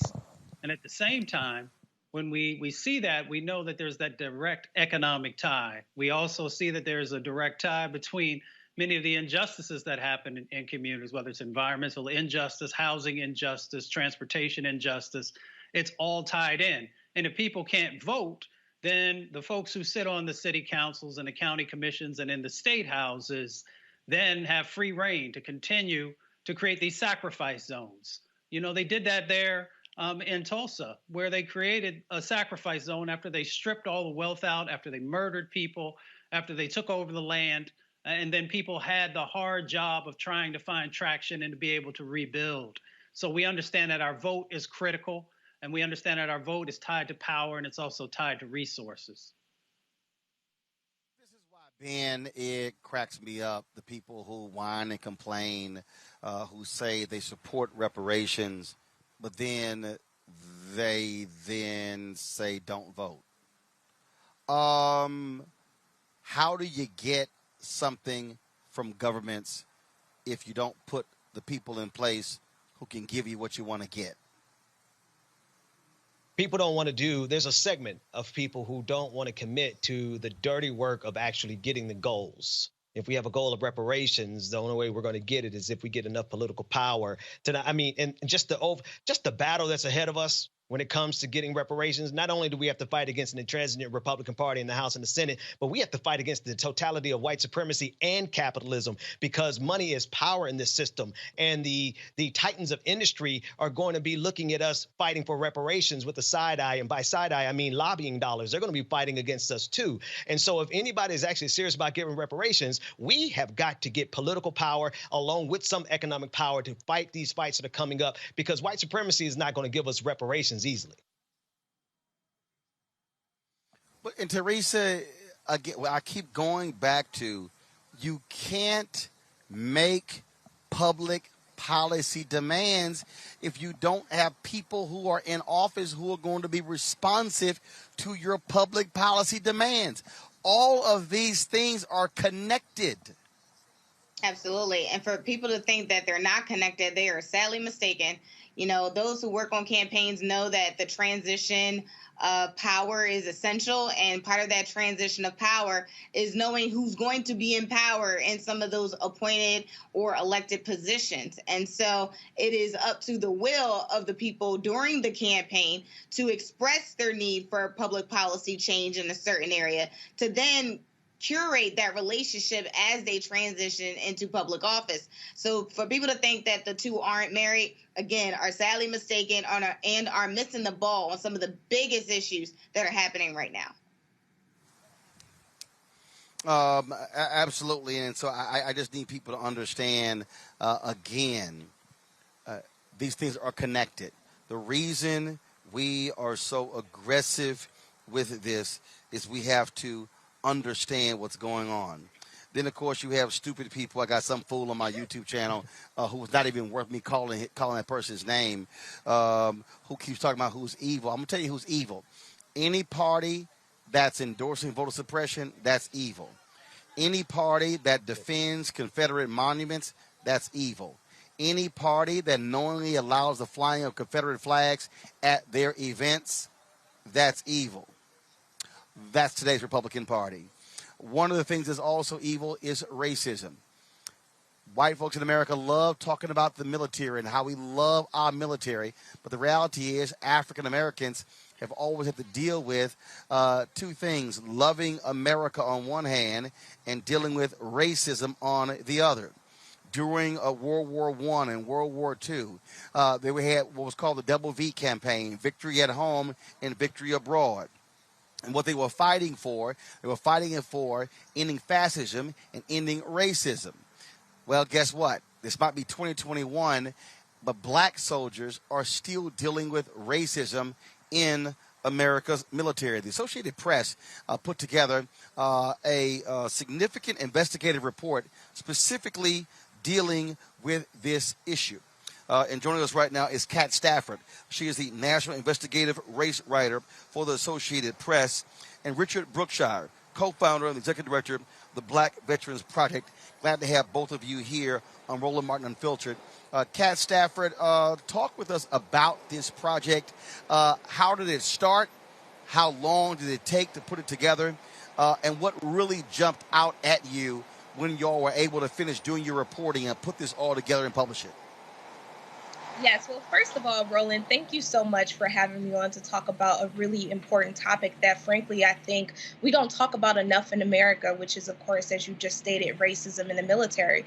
And this project was actually an offshoot of the January 6th Capitol insurrection. And, you know, after what occurred, it started to come out that there were veterans that were involved with this insurrection, right? And so, like many media outlets, we started to kind of grapple with how much does extremism impact the military?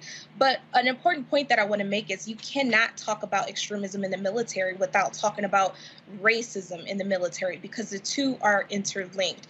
And so what we found was that despite repeated pledges over the decades, really, this has been a long issue. This is nothing new. But despite these repeated pledges, the military has yet to really deal with racism in the military in a substantial way. We had really really heartbreaking interviews with current enlistees, all the way up to officer ranks, right, as well as veterans, who kind of detailed how this is a generational issue.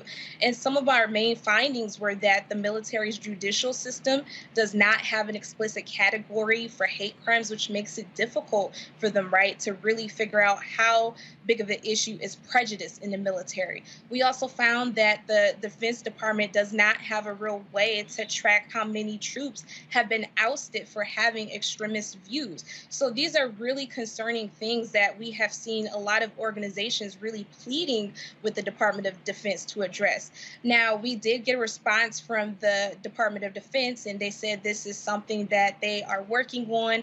They pointed to several measures, such as increasing implicit bias training. But again, you know, from the folks that we talked to who are on the ground, they said this isn't just the issue of us feeling uncomfortable. You know, we had service members who were telling us just horrific stories of being called racial slurs, being passed over for promotions.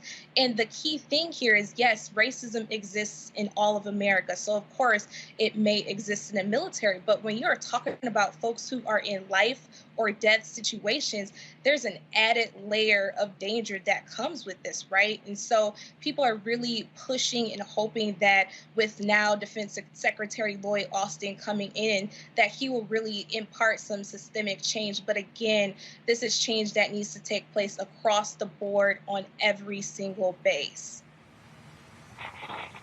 Richard, I love when white folks think somebody black gets in a position that racism just all of a sudden goes away. We have our first black Pentagon secretary, retired four-star General Lloyd Austin. Of course, we've had other black generals as well. And the point that we keep making is just because one black person gets a high position doesn't mean that racism all of a sudden has evaporated. The military, and in this investigation, they talked about people who are on present-day duty of what they're dealing with, the kind of racism in all branches of the U.S. military. Yeah. Well, first, thanks for having me. We started our project about 3 years ago because we saw that there was a lack of real digital conversation about how racism pervades the military, but also how it's tied to the present day manifestations of disparities that we see around veterans. And one thing I like to say when it comes to Secretary Austin, though I believe his appointment is important, we've had a black commander in chief, right? And so these things remain pervasive. Questions from my panelists. I want to start with you, Mustafa. Your question for Richard and Kat.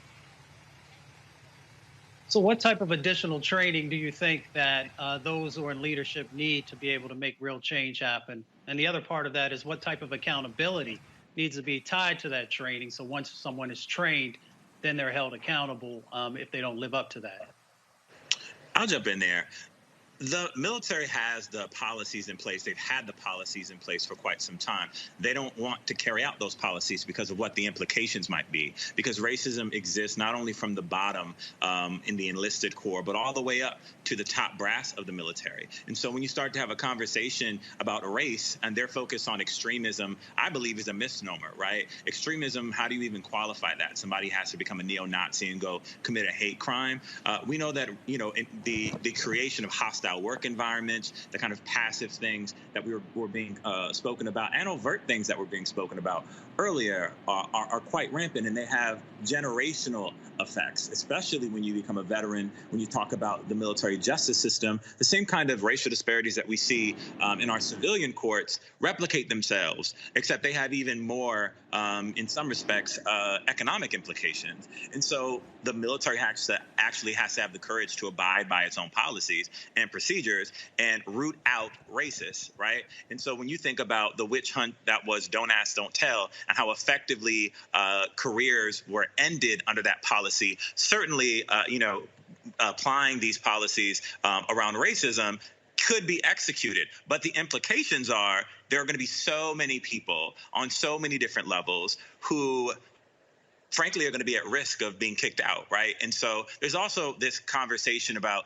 the infiltration of white nationalists in the military. Also a misnomer. They've always been there. The military has been white man's land, right?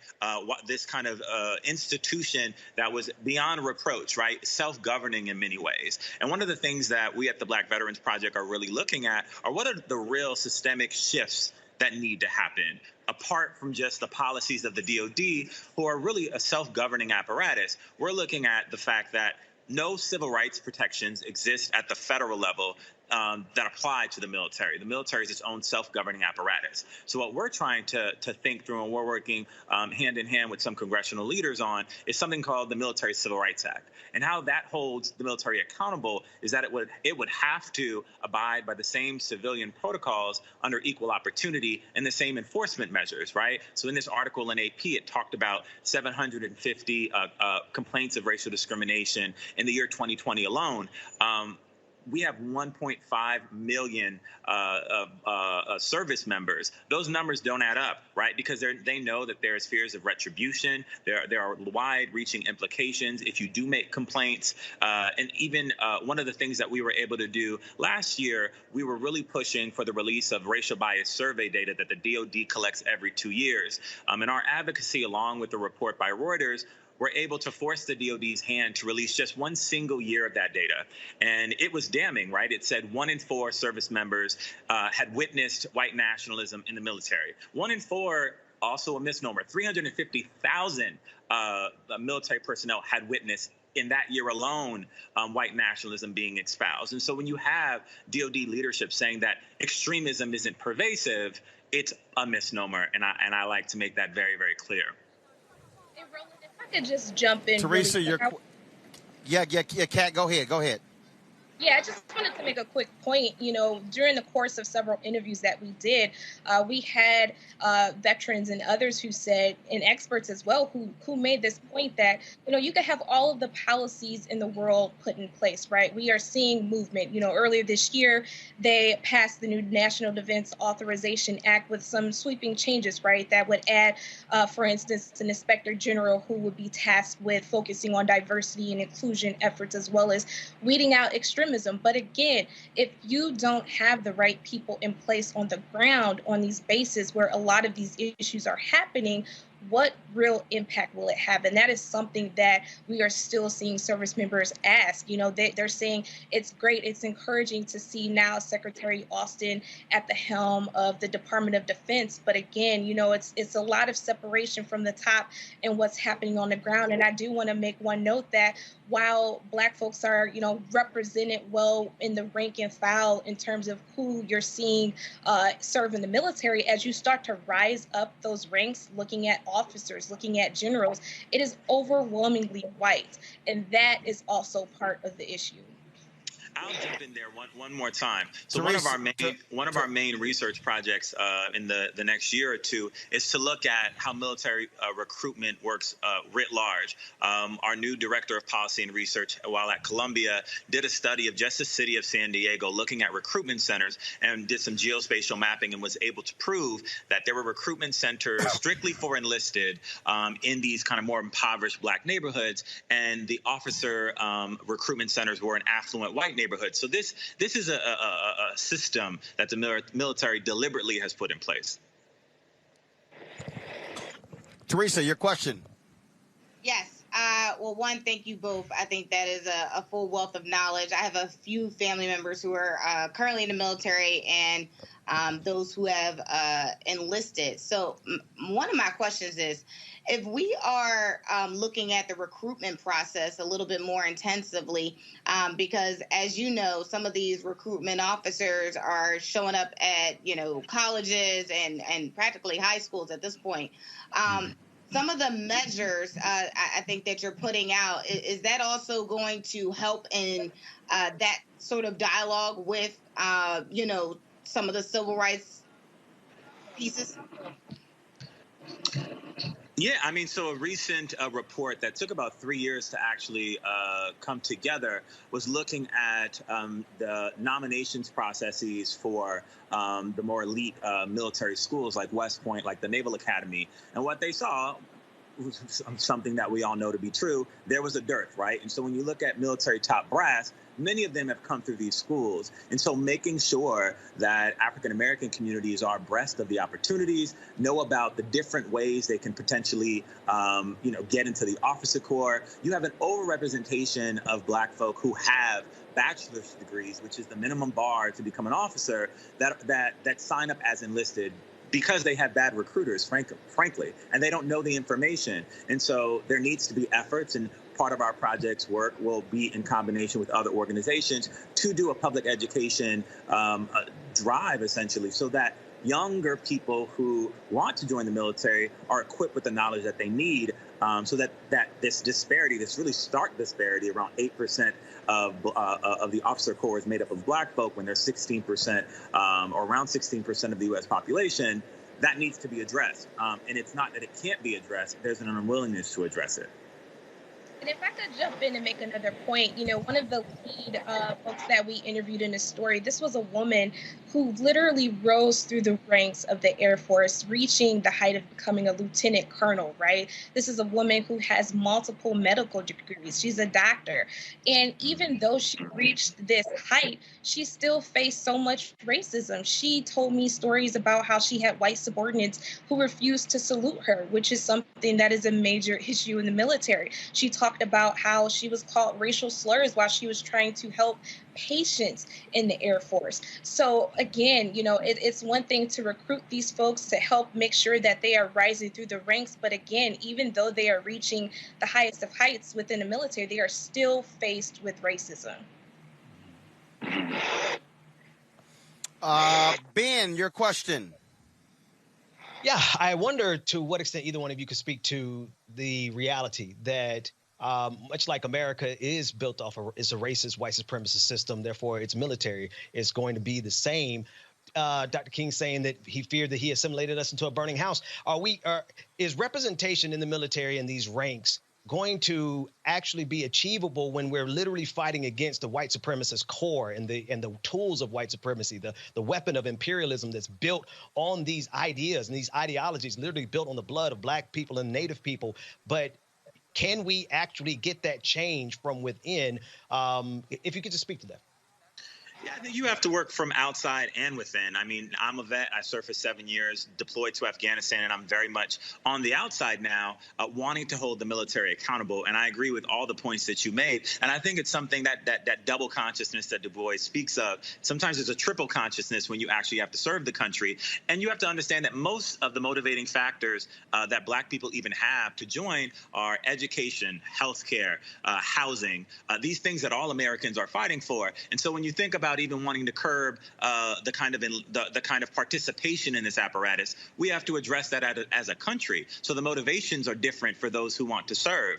I also think it's very important that Black folk are represented in this institution, because by default, if we're not, we're going to allow this critical American institution that will not be going anywhere to be ravaged by white supremacists. And I don't want to see the world in that way. But when I talk about even the Military Civil Rights Act, one of the big things that we have to really think about is the ways in which the coffers of the military are protected, right? And so when you go through the equal opportunity mechanism, say if you are aggrieved around racial lines, you don't really have redress. Someone might get demoted, perhaps, get kicked out of the military, but there's no financial recompense. And so there's something called Faris Doctrine that's been in place right after Eisenhower said that we were on the cusp of a military-industrial complex, because we very much have a war economy in this country that we've not wanted to confront. And so Faris bars people who serve in the military from being able to levy suit against the military. That's a baseline worker protection. And so for us at the Black Veterans Project, in combination with a lot of other organizations as well, we're thinking about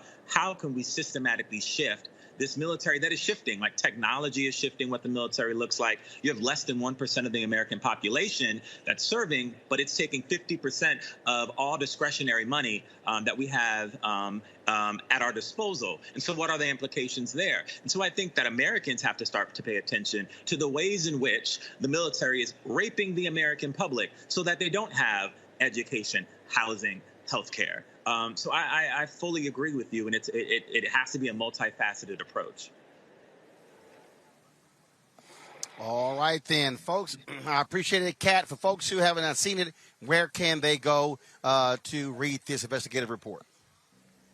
You can go to apnews.com to see our latest report. You could just Google racism in the military. The great thing about the AP is our stories go everywhere.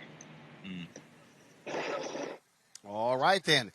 Richard, Kat, we appreciate it. Thanks a lot. Thanks. Thank you.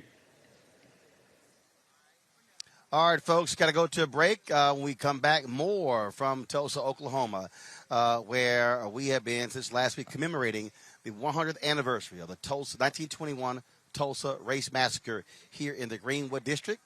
We'll be back in a moment.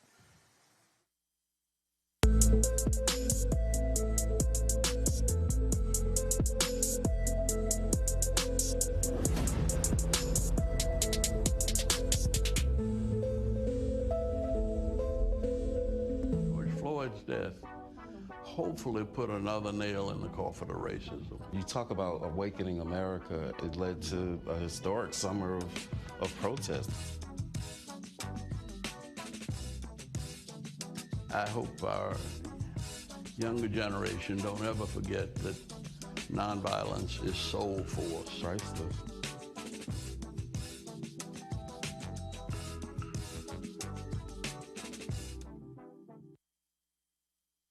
Shortly after 9/11, America and its allies went to war in Afghanistan to defeat a terrorist stronghold. We accomplished that mission years ago. Trillions of dollars lost, over 2,000 Americans dead, countless Afghans dead. It's time to get out. Many presidents have tried to end the war in Afghanistan, but President Biden is actually going to do it. And by 9/11, over 20 years after the war was started, the last American soldier will depart, and America's longest war will be over. Promise made, promise kept. Till's murder, we saw struggle for civil rights as something grown-ups did. I feel that the generations before us have offered a lot of instruction. Organizing is really one of the only things that gives me the sanity and makes me feel purposeful. When Emmett Till was murdered, that's what attracted our attention.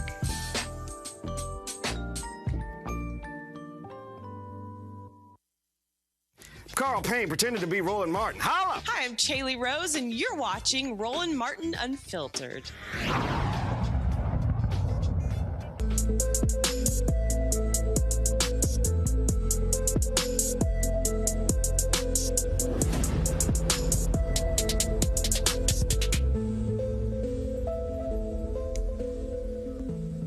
Folks, welcome back to the Greenwood District here in Tulsa, Oklahoma. Look, we've been here since Thursday broadcasting, giving people a sense of what's been happening here for the 100th commemoration of the 1921 Tulsa Race Massacre. A number of folks we've talked to here, people who are from here, descendants. Opportunity y'all heard yesterday from two of the three survivors of that race massacre, which took place 100 years ago. Last night, sundown, went all the way through sunrise. Just complete devastation. 36 square blocks completely destroyed. A lot of people we've been seeing here. My next guest, haven't seen her in a while. Dr. Maya Rocky Moore Cummings, of course. She is a former head of the Maryland Democratic Party. She also has been involved in economic issues as well, women's leadership issues as well. And so always glad to see her. Watch Come Tulsa. Why Tulsa? Watch come. Oh, my gosh. A lot of folks stayed at home Memorial Day weekend. So why'd you say, I got to be here? First of all, I'm vaccinated. Second of all. Same here. This was my first trip out, like, in a year and some months. And so I felt like it was appropriate on the 100th anniversary since the massacre of all of these black folks who lived here, were leading decent lives, were upstanding citizens, were successful, who were building wealth, since they were murdered in cold blood. By white residents of this town who I personally think were jealous of their success. And so, what we face continuously in this country is an effort to, I think, set us back. Every time we try to take two steps forward, there are efforts like Greenwood where they either through policy, through practice, they put us 2 steps behind. And so with that, we've got to commemorate the history. We never should forget this effort that's happening at the national level to prevent white kids, especially from learning the history of violence, white violence in this country, I think is in line with what we've seen here in Greenwood, where they tried to hide and cover up the evidence of a massacre. And certainly we've got to mark our way forward. This is the marker for getting the racial wealth gap addressed in this country. So as you well know, I've been an advocate for closing the racial wealth gap now going on 15, 20 years. I would put out an agenda around closing the racial wealth gap. We've got legislation in Congress that we've been advancing. And so with that, I felt it was appropriate to come here, pay my respects, but also to talk about the importance of what we need to do to close the gap in this country. It also was an issue your late husband believed in, Congressman Elijah Cummings, which also was an issue. The late congressman from Maryland, Perrin Mitchell, as well. Absolutely. And this is and the thing that I keep emphasizing to folks when we talk about this is that. And Hill Harper and I would have that conversation. We're talking about how folks say, do for self, do for self, do for self. Then you have white folks talk about lift yourself up by your own bootstraps. When the reality is white wealth was created because of government handouts, because of the Homestead Act. Even now, other contracts. Elon Musk, his billions was because of tax rebates, tax abatements. And so folk have somehow convinced us that they did it all on their own when it's like, no. You actually got reparations. It was because of whiteness. You got victims compensation fund. You got handouts. You got all of those things. And when the folks who were suing the black farmers, I'm sitting there going, white farmers got most of the 98% of the $25 billion in the last 4 years. But now you acting a fool when they set aside $5 billion for black farmers and other disadvantaged farmers. Absolutely, absolutely. So you said it. I mean, white wealth in this country has been continuously subsidized by policy, government policy. And it's been that way since the dawn of time. And black wealth, the lack of black wealth, is because of also government policy. We're talking about slavery, if we're talking about Jim Crow, you name it. If we're talking about, the denial of initial Social Security benefits, if we're talking about the denial of initial GI Bill benefits, if we're talking about the denial of any benefits from the Homestead Act, basically African Americans have been left out or oppressed through government policies. And so this is what I argued this morning in the opening session of the plenary that was held over at the Convention Center. I think that it's important for us to realize that history. And yes, while some progress has been made, not enough. We're losing ground.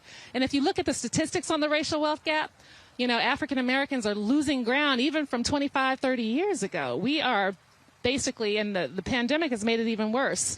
So with that, we are at a critical moment in time. It's time to address this issue. It's time to do what needs to be done in order for us to move forward and to become whole. I'm glad you mentioned that, folks. If you go to my iPad, I was supposed to speak at that same conference, but I had to be inside the bubble here, so I couldn't do it. But when I went over there to interview John Rodgers, I'm going to show this interview in a little bit, they had all the signage up of the sponsors. Go to my iPad, please. And the thing that I said that I've been saying on the show, and when he was here as well, of these sponsors, what's their black spend? Yeah, what's interesting about that is... Because they lucky I couldn't make that panel, because I was going to ask them in front of everybody, what's your black spend? Right. Well, what's interesting about it is the nationwide people, at least, were actually arguing for the black spend. They were arguing for the black money managers. They were making that argument. J.P. Morgan Chase has been historically our partner on closing the racial wealth gap in the D.C. world. So I think, at least Nationwide and J.P. Morgan Chase have some kind of sensibility about it. No, but here's what I mean by the black spend. What I mean by that is, are they practicing what they preaching? And that is, I want to know, what's your black media spend? What's your black... If you're using outside law firms, are any of them black? If you're using accounting firms, are any of them black? When they have their bond offering, are they using any African Americans for that? Any black caterers? Any black transportation companies? Well, they're going to have to answer for that. I don't know. No. They are absolutely... you willing to? No. See, hold up. I didn't ask diverse. Here's the deal. I don't ask for diverse. Black. I want to know black. I don't want to know. I don't want to know women. I want to know black women. And so I'm real specific in that because here's why. I'm used to companies giving me that big number, but not the percentage. Right. Or giving me the percentage, not the number. Right. I want to know both. Right. Because if you don't separate it that way, then you can't track it. Right. Then you can't say, well, because I want to know. If you nationwide, what's the percentage of your black policies that black people hold your policies? Right. Are we actually spending more on policies than we're getting back? See, that's how we have to be very specific. Right. So when companies are sponsoring stuff, to me, or even our organizations, I believe there should be a race index. If you want to roll with us, answer these questions. So we see it's 0.5, 1%, 2%. We got to have a conversation. And John Rogers is the king of that conversation. Well, John and I discussed that earlier. He and lays that's it the down. point. That's the question he always asks. That's why John said no more supply diversity. Yeah. John said stop using the phrase. Yeah. Yeah, so he said that earlier. Okay. Yeah, no, this is all credible. I mean, here we are in 2021 still asking the same questions that Parham Mitchell was asking so many years ago. And so, yeah, we've got work to do. And frankly, you know, I think Greenwood, Tulsa just embodies, you know, the challenges that we face in this country. And so we can't forget the history. We can't forget at all. All right. Well, Maya, it is good to see you. Good to see you too. Good to see you out. Ain't nothing changed. We still raw and black. So that ain't changed. Tell the family I said hello. I will do that. Good seeing you all. You take care. Folks, as I said, I talked to John Rogers, Era Capital Management. John is a descendant of the Tulsa Race Massacre from 1921. And so here's the conversation that we had. One of the top money managers in the country, but certainly one of the top black money managers in the country as well. Here in Tulsa, and for folks who don't know, I mean, you're one of the Tulsa Race Massacre descendants. Yes, I've been very blessed to have an extraordinary family, and my great-grandfather was J.B. Stratford, who owned the Stratford Hotel here in Tulsa, and it was arguably the largest black-owned hotel in the country, and it was extraordinarily successful, and of course it was destroyed in the Race Massacre, and he had to escape Tulsa because he was seen as a leader in the community, and there was real fear that he was going to be not only indicted but possibly lynched. So he was fortunate to escape Tulsa during that period. And, you know, I saw the Stanley Nelson documentary, and he defended that hotel. He was, they tell the story where he had his gun, his son was loading, he would empty, switch, fire. I mean, so he, and in fact, did they also negotiate his surrender?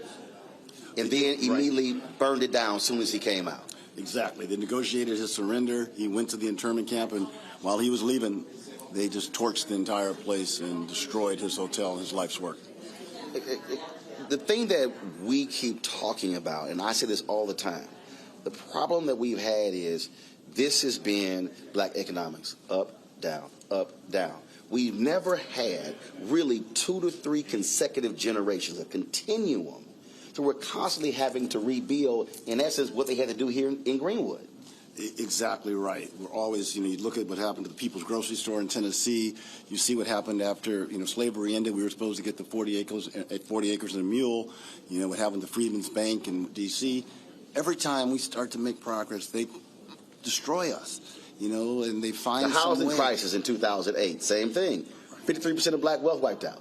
Exactly, and in so many of these situations, this white supremacist, that part of a community back in Tulsa 100 years ago, they couldn't stand to see our success. They couldn't be supremacists if we were starting to overcome them and actually outperform them. So, what now? You and I have been talking the same thing, pushing people in these pension funds, pushing these companies, saying, look, don't just sit here and say we will sponsor conferences and give donations. No. We're not interested in aid to black America. We want investment in black America. Exactly. And you and I are a generation, we learned from Harold Washington and Maynard Jackson that you have to fight to have economic businesses of scale in urban communities so we can have create our own jobs, create our own philanthropy, create our own political empowerment when we have businesses of scale And so we have to fight for that economic justice. Last question. What do you want folks to be doing June 2nd, June 3rd, June 4th? We're great at commemorating or celebrating, but after the commemoration. Well, I think the model could be here in Tulsa. We have to all, as black leaders, whether it's political leaders, business leaders, civil rights leaders, insist that the anchor institutions in our local communities, the hospitals, the universities, corporations, and museums, work with black businesses in everything they do, not just in the supply chain, but in professional services, in media, in financial services, in technology. That's where the wealth created today. Yep. So we should all be on a mission to hold all these anchor institutions accountable, because most of the time they're spending all the money still with white males and leaving us out. Absolutely. John, always a pleasure. We'll keep talking. I appreciate it. Thanks a lot. Thank you.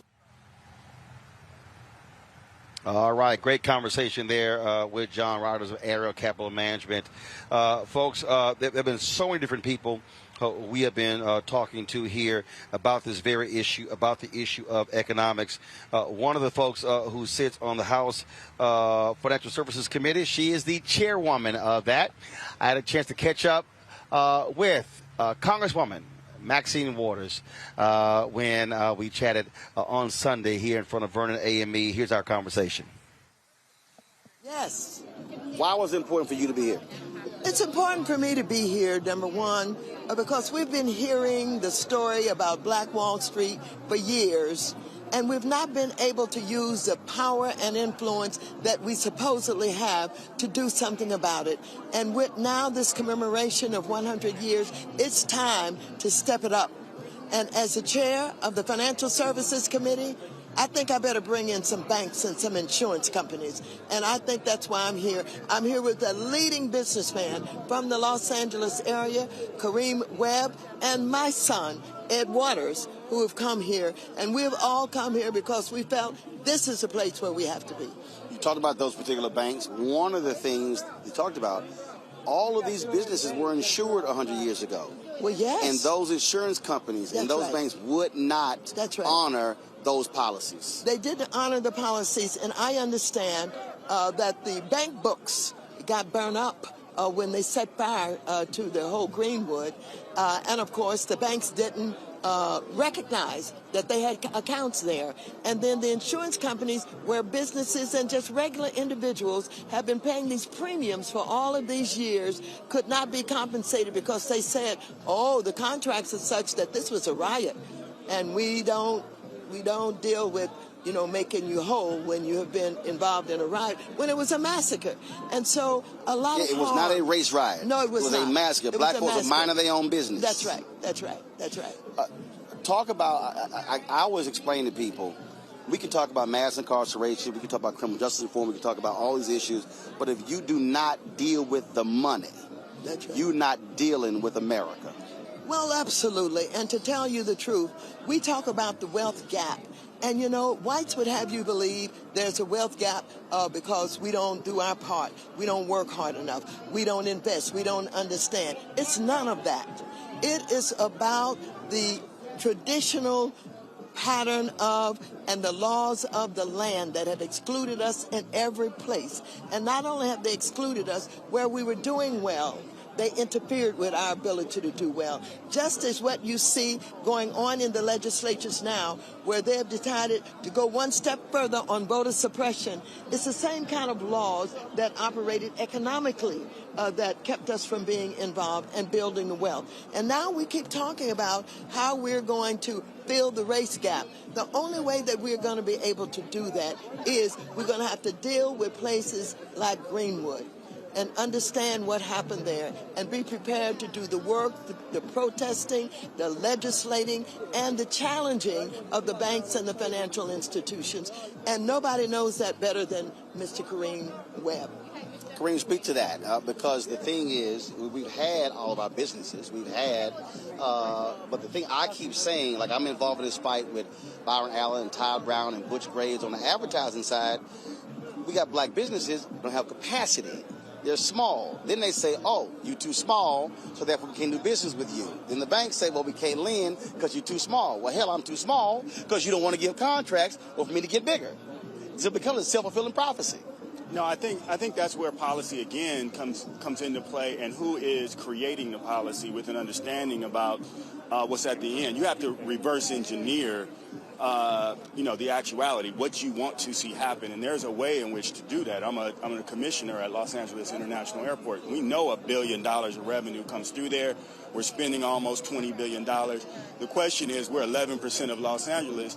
Do we get 11% of the dollars? And it's not about whether or not somebody is prepared. We have to be willing to do what's wanted and needed to get folks prepared, to bond people, to do whatever it is that's needed in order to ensure that the outcome happens. And if it's not happening, then like we problem solve for everything else, we ought to be problem solving for that until we get to parity. The conversation that we got to have is about parity. Right. Parity is fairness. That's right. And what I keep saying is, I'm not interested in announcements and press releases. Yes. I want to see the deposits, contracts. That's right. That's the deal. When we met with General Motors, I said nearly 12% of black people buy y'all, 12% of your market share are African Americans. I said, y'all been spending 1% and 2%.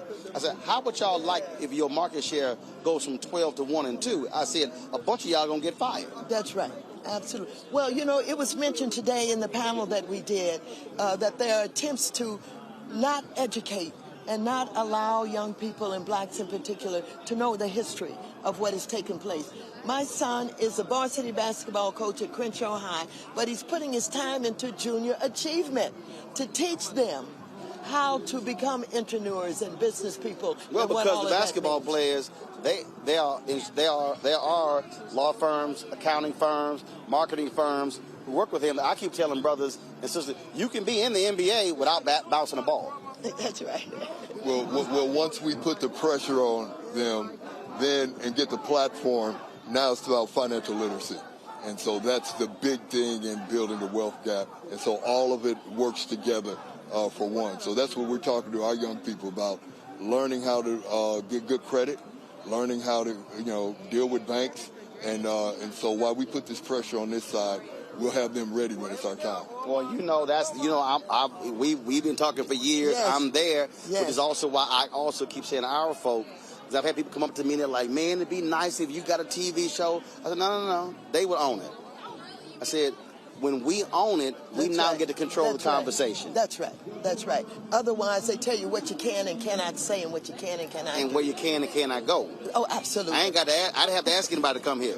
I looked in the mirror and I was like, we're going to Tulsa.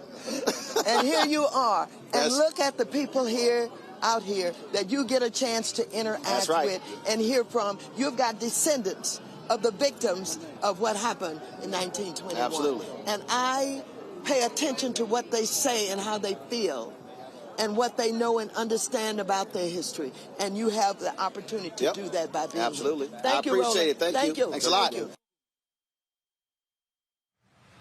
All right, folks, that was Congresswoman Maxine Waters. As I said, she chairs the House Financial Services Committee, talking about, again, how to use her power in Congress to address a lot of these issues. Congresswoman Cori Bush, of course, she is from St. Louis.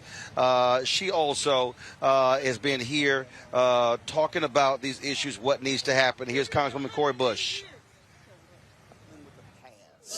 In getting folks to understand that you have to deal with black economic social justice and not just social justice. Absolutely. We have, because economically, if we're not at a place where we can have our own wealth, if we're not at a place where we can, because if we have our own wealth, then our people are whole because they're healthy, because they live in neighborhoods and where they have clean water, clean air. They live in neighborhoods where the housing is safe. They live in neighborhoods where we don't have to rely on the police for our safety, because we know that doesn't make us safe. When we are in a place where we can rely on ourselves and we can move our dollar in our own communities, that's how we build. But when we don't have that, when somebody else gets to dictate to us because we don't have financially we're not well, then that's how we end up in the place that we are in right now. But I want to hear when you say rely on ourselves.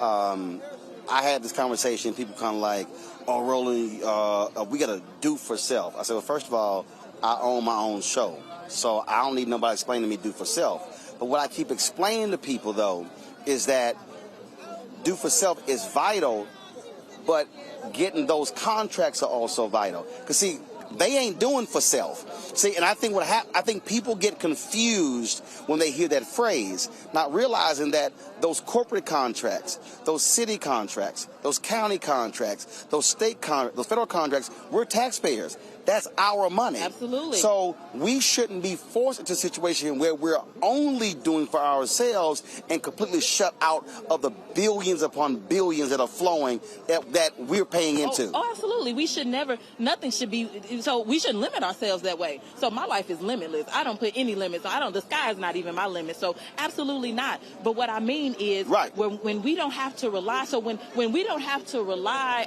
let me say this, those contracts and all of those things, when we have politicians who are able to be elected because the money is there to be able to get them in a seat, then that's how we get pushed back. But when we have our own money and we can put up our own people to get into these seats, you have people like my new mayor, Tashara Jones in St. Louis. You have people like me, who is the very first black woman to ever go to Congress from my state, in the history of my state. That's what you get, and even though we didn't do it with money, we did it with organizing. But if we had a structure to be able to make sure that people, regardless of if you have a title, if you have a name, if you have, if you had that structure, things could change. But so then those corporations will have to come to us. Those corporations wouldn't be able to say, you know what, we have this quota, but in actuality, they don't feel it. They end up doing something different, where we get to see our construction workers building in our communities that actually look like us, instead of saying that we're bringing people into the community that look like you and they're going to be the ones on these jobs. No, we get to actually hold them accountable. So that's what I mean. We get to make sure that black businesses are built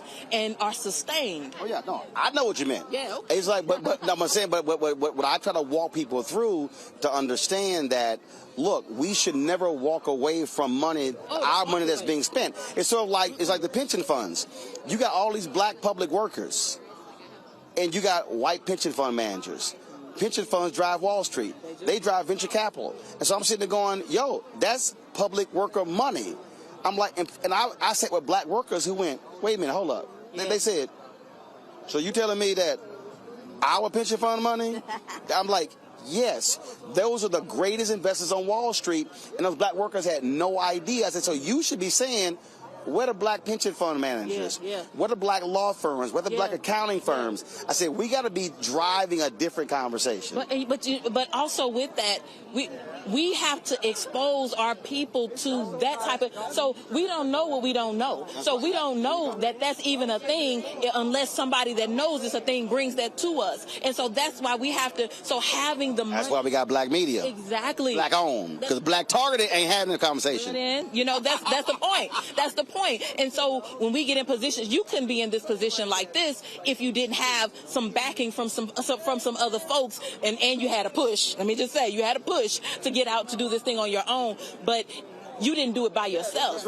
And so that's the thing, and you looked at who has information that I don't have to be able to help me to get into, because it wasn't easy for you to be able to do that. You had to find people that knew. So that's my point. We have these secrets. Mm-hmm. One thing that we've seen, and especially in politics, but definitely in when we talk about generational wealth, these secrets of how to get and what to do. We can have all the financial literacy classes we want to. We can teach our kids all of it. But if we are not making sure that those that have those secrets bring those secrets down, then our bank account it may not be $400. We may have $1,000 in it. But did we really get some generational wealth? I literally had somebody say to me, the last question, they said, Roland, man, you sharing all your stuff. I said, why should I keep it to myself? Exactly. It's not the way that I see it. I'm going to get mine. Yeah. But I should keep the information to myself. Right, because that doesn't stop you getting yours, doesn't stop somebody else from, it doesn't stop you from eating. But if you tell somebody else, how do you not eat? How are you not well because you told somebody else how to do their thing? But now I will say this. We also want to make sure that folks pay us our worth. That's right. And we want to make sure that people understand what we have put in to be able to get there. And so, that's the other thing. People don't want to pay us. They don't want to pay us. They don't want to pay us. And so, anyway, so that's my soapbox. All right, look, it's all about the money. It's always good seeing you. Yes. We gonna keep swinging. That's right. All right. I appreciate you. Thank you. I got a few more interviews, but I do want to get final comments and release my panel who joined us today. Mustafa, your final comment on this 100th anniversary of the 1921 Tulsa Race Massacre. Well, black wealth equals black opportunity, which equals black power. And we should understand that when those three things come together, then we can actually transform our communities and we can hold others accountable for the changes that have to happen.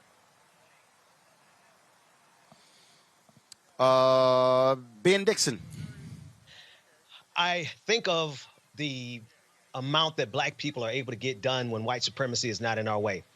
And if white supremacy would get out of our way, not only in terms of the racism, but in terms of the capitalistic grip that it has on the black community, if we were able to get the escape velocity out of it, we see what we can do. We saw it in Tulsa, but that wasn't good enough for the white people in this country. They bombed it. We see it in the military, but that wasn't good enough. We didn't get the GI Bill. We saw it when it's time to buy properties, but then they started redlining. And then we got properties, and we had the crash of 2008. And we see over and over and over again the grips that both white supremacy and capitalism has on black people particularly. But if they ever let us free and we ever get the shackles off of us, we can do so much more because we have been taught all of our lives that we have to be 10 times as good to get half as much. But wait till we get what we deserve. Teresa. The time is now more than ever for us to stick together, for us to grow and to empower each other. So not only supporting black media outlets, but supporting black businesses and supporting black people. So we have to make sure that public policy, elected officials are held accountable, but more so corporations are being held accountable as well. Well, I certainly agree with all that. Glad to have you all today on our special edition of Roland Martin Unfiltered from Tulsa. Thanks a lot. Thank you. Dr. Pamela Hill is professor at the University of Texas at Arlington in African American Studies, and I had a chance to catch up with her to share her thoughts again on where we stand in terms of going next when it comes to Tulsa.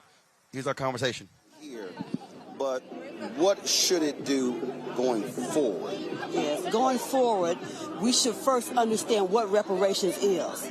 We need to know that historically other people have been granted reparations. And it's nice that we have a festival and they're building things, but that is not going to take place of what is owed to the people. It's important that we know this is a commemoration and not a festival to have fun. But you remember we are on sacred ground, that blood was shed here, that the ancestors' bones lined some of these streets. That's why the words matter. Yes. Because some people have used celebration. Exactly. I keep saying, no, you got to use commemoration. Exactly. It's the same thing when we commemorate the anniversary of Dr. King's killing. So, you know, they celebrate. And so even with that, words matter. Exactly. And again, what we see happening here is to change the narrative to say, well, we're celebrating and we're doing this, but what are you doing for the survivors and the descendants? If you understand generational wealth, It's been lost. And no building of a history center or a wall of hope or whatever it's called, or naming the street Black Lives Matter is going to have an impact on what truly happened. It's a cover-up. Say, see, we're doing something, so y'all just be quiet now. Be happy, be glad, and by the way, don't learn your history, don't learn your culture. And one of the things that's very important, Roland, is that people must understand this attack on critical race theory, that's not being taught to children at all. That's taught at the institutional level. I've taught that course. What it is that it's the fear that little Johnny and little Timmy will become anti-racist, activists, leaders, and guess what, politicians. Yeah, because they will then know. I always say they will then know history, not his story. Exactly. And so, but one of their leaders actually wrote it. What he said on Twitter, he said, our whole point here is to essentially put anything dealing by using critical race theory, by attacking that, is to put anything dealing with race underneath that. Exactly. So that way they want to invalidate and attack everything, and that's what the strategy is. And also what they realize is over the summer of the last couple of years, they've seen their white children There you go. out on the protest line saying Black Lives Matter. Oh, we can't have that. Let's change the narrative quickly. Let's put it into law quickly so that we can force people not to teach it. On Friday when we had the march down Greenwood and cover middle school children were outside, and one little boy said, "Put me on film." I turned the camera on him. I said, "What do you want to say?" He said, "Don't be racist." His friend next to him said, "I want to learn black history because I think it's interesting." And these are two little white boys. This is the fear that these little white boys will grow up to be anti-racist and activists and leaders and politicians and make laws to be correct. Well, I think that, first of all, you're absolutely right, because what I tell folks is that after George Floyd's death, the reason you get this shift, if you will, because it was a whole bunch of white folks who were out front, yes, who were driving that, and who was also forcing these change inside of these corporations. I said, and then they were like, "Oh, damn, we got to figure out what in the hell to do." Yeah. Because see, now our own folks are doing it. But see, what I'm now challenging them is, so perfect example, millions were out in America and across the world after George Floyd's death. The question is, are they going to return to the streets to make sure the George Floyd Justice Act gets passed? Yes. Are they going to return to the streets to make sure voter suppression ends? They have to understand, which we've always understood, you can't be in this thing for a couple of days, couple of weeks. Yes, and just be a T-shirt wearer, a name bearer. You can't do that. And just like in Texas, okay, what has just happened is that the Republicans are getting ready to pass another voter suppression law. And one of the issues is that you can't vote on Sundays after 1 p.m. We know how to use church at 9 a.m. and go to the polls. You know, I mean, so what they're failing to realize is that you can't pull that okey doke on the people who already know. There you go. Try it on somebody else. All right. Yes. I appreciate it. Thank you, brother. Thanks a bunch. All right. See, I got you. All right, glad to talk to Dr. Hill there, getting her expertise. Rashad Robinson, of course, leads the Color of Change. They have been very much involved in holding corporations accountable, working with folks here on the issue in the Justice for Greenwood Committee. And so we talked to Rashad the other day at the luncheon for the survivors and descendants. This weekend, but moving forward, what should folks be focused on moving forward to make sure folks here get black economic social justice? Well, we need to be focused on real structural change and real resources. So much money was raised around this moment by white establishments, was given by corporations, and that money did not actually go to the survivors, to the descendants, not being controlled actually by the community. And so much of what needs to happen moving forward is to not have things happen in people's names without them actually being part of it. And that's why back in 2019, we got involved with supporting the work of Dr. Crutcher and DeMario, and really through our petition work, we launched a petition campaign, and over the last several weeks have only ramped that up to really try to put the focus and the energy on ensuring that resources go to the right places and that the community actually gets to control the resources. That none of this sort of the people who are outside the community are controlling things in their name. Well, one of the things that I have been saying that, look, white folks are scared to death of the word reparations. Mm-hmm. Okay, fine. I'm going to use what we did with 9/11, a victims' compensation fund. Mm-hmm. I argue that if Tulsa wants to sit here and they want to do tourism and they want to sort of bring people here, fine.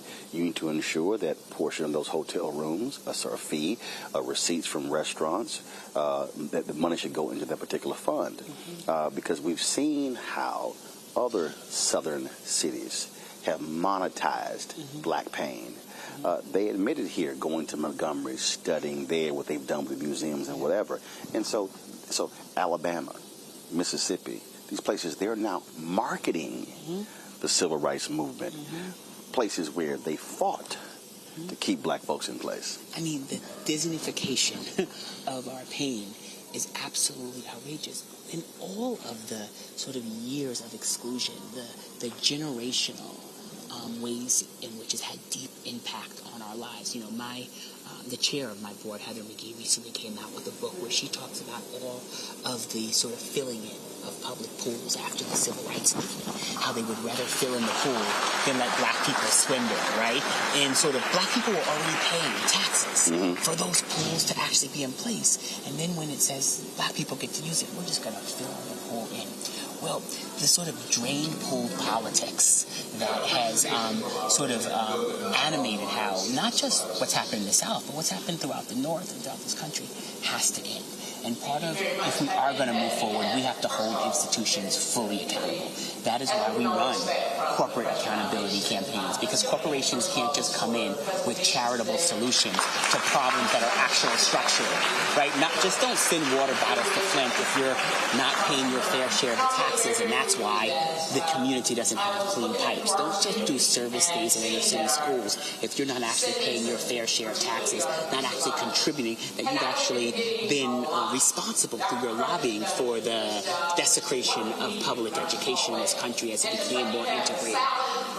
The inequality is not unfortunate like a car accident. It is unjust, and it's been manufactured.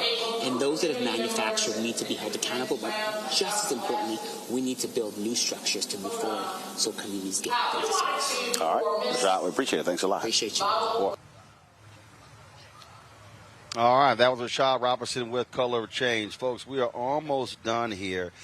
We have had some amazing conversations with folks about what's been happening here in Greenwood, what they're trying to get done, what they're trying to build, what they're trying to start up. And that was one woman we caught up with, and one of the things that they did was trying to get people to support black businesses here. And so this sister here, I said she came by our spot. I said, I got 90 seconds for you. And she explained how they were using a QR code on banners to be able to get people to, when they come to Tulsa, to actually go to black businesses and spend their dollars. Watch this. So, Tracy, you are one of the descendants of the Tulsa Massacre. We've been here. Folks have been talking about Greenwood, Black Wall Street. But you were sharing with me something that y'all have done to make it easier for folks to support black businesses, black-owned businesses in Tulsa. Explain that. Absolutely. As you noticed, being on Greenwood, there's not a lot of African-American business in that particular area. So what we've done is we create a banner that's in memorial for those that have lost their lives, as well as the descendants, as well as those that are yet living, to tell their story. The banner has been established to represent the businesses that's in North Tulsa, and so those that may visit Greenwood, if you would go to that banner, which is right next to Vernon AME Church, you'll see a QR code on the banner. You just take your phone, pull out your camera, you take a picture of that QR code, and it'll pull up all the black-owned businesses in North Tulsa that have registered to be a part of that particular push that we're doing. It was free for the businesses. We didn't ask anything of the businesses. The only thing we asked for them to do is to register the information, and we put them on this QR. All right. Sounds good. So we'll be sure to get a photo of that and put it on social media. We really appreciate it. Thank you so much. Thanks a lot. Okay. All right, you take care. I appreciate you. All right, thank you. Bye-bye. All right.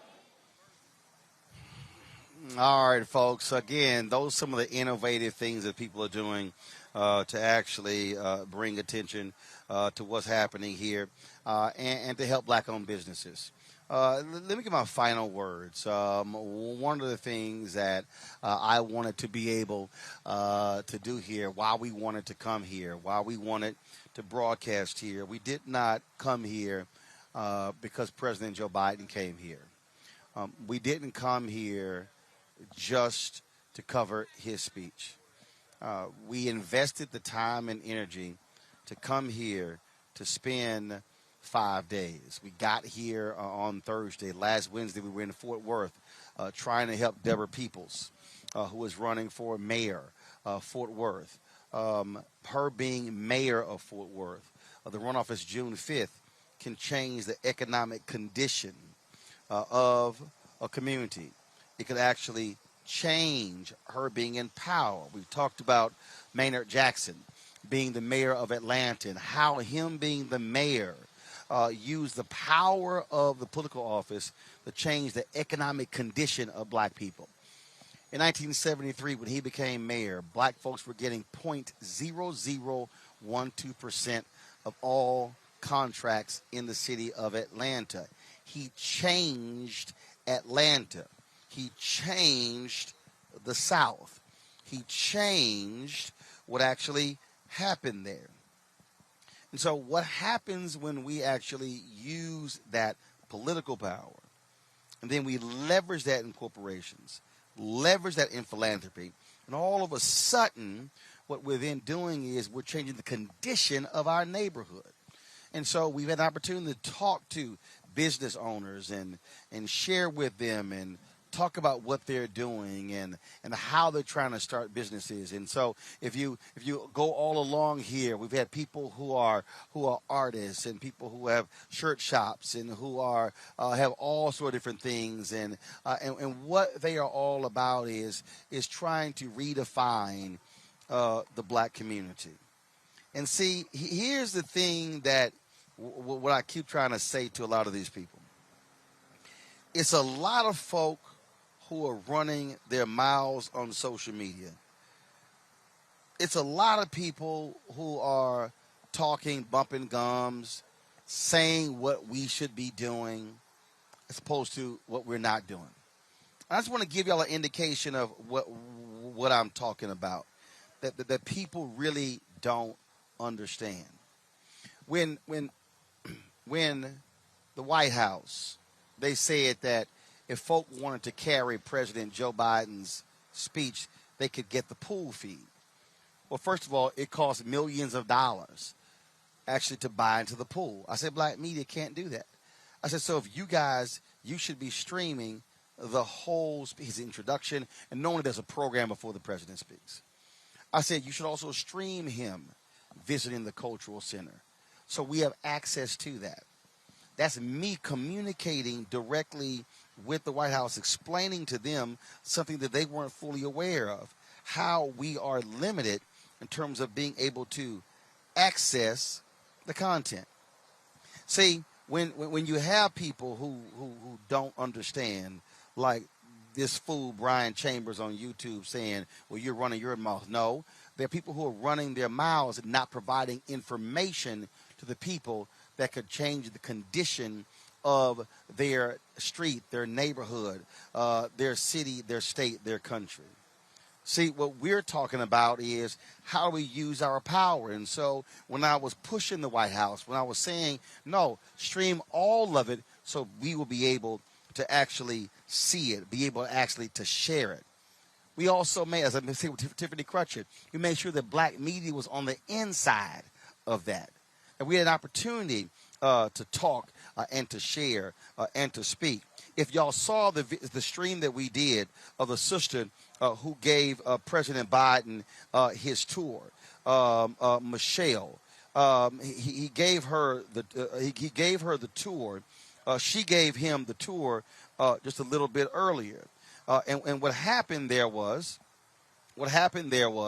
by having that tour, by being able to show him around, then we had an opportunity to ask her questions after she finished her tour with the president.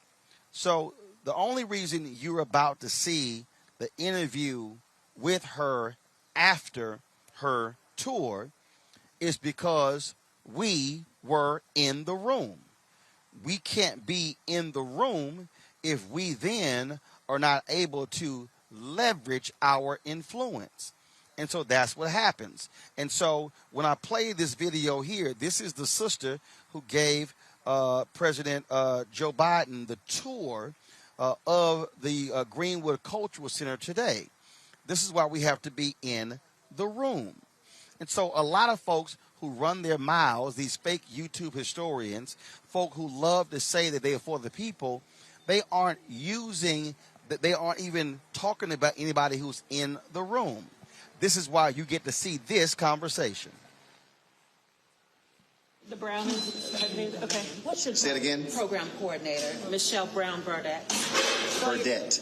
Burdex, B-U-R-D-E-X. So you spoke of the overpass, you spoke of the interstate, but there's also you spoke of the overpass and the interstate, but there's also an issue of the minor league baseball field is right next, is adjacent, it's not even next door, it's right on the half a block of Black Wall Street. You also have Oklahoma State, a campus, a satellite campus. I mean, there's white prosperity now on the land where black prosperity used to be. So there is no chance to rebuild, or is there a chance to rebuild some kind of way? At this moment, there is no opportunity to rebuild Black Wall Street as a black-owned business district on this land. Black Wall Street today is an idea. It's a concept that can be duplicated and replicated across our country.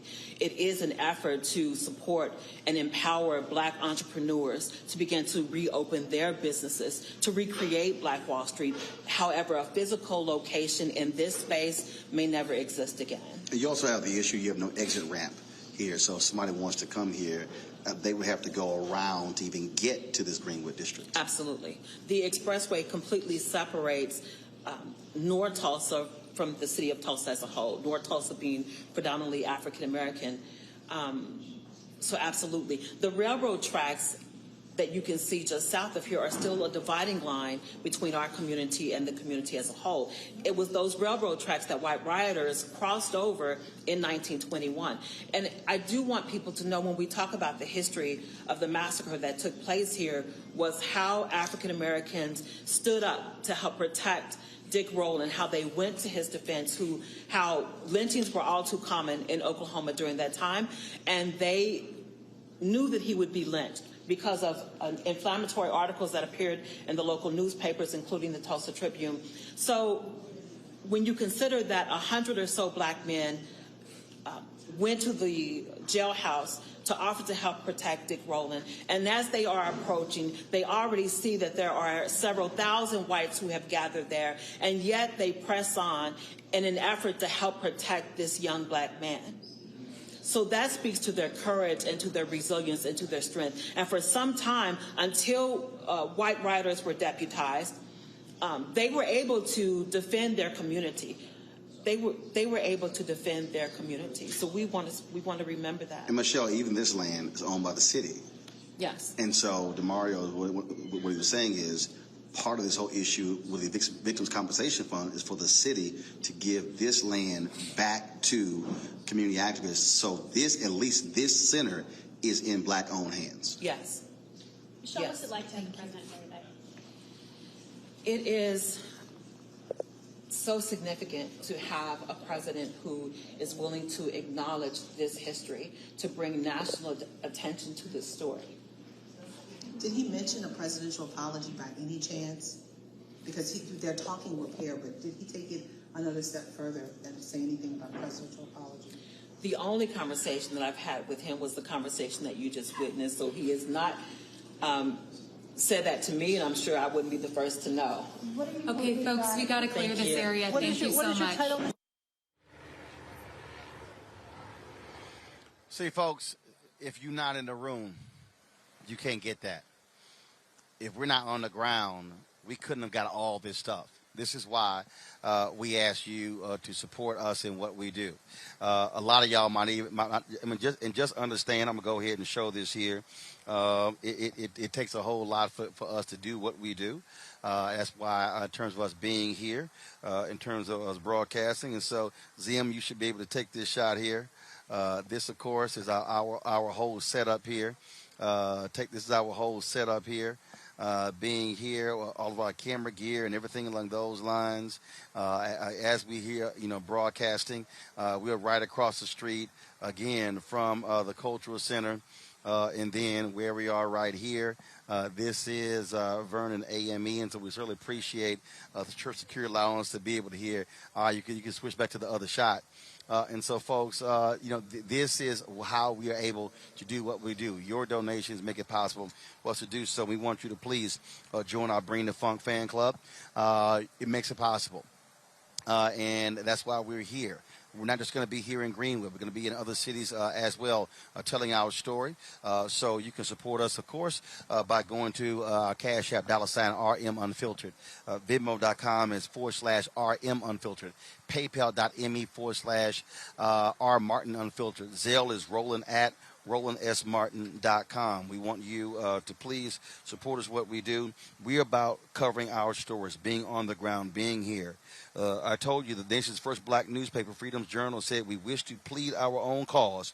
Too long have others spoken for us, and that's the case. And here's the deal, Angela Hill. You running your mouth on YouTube.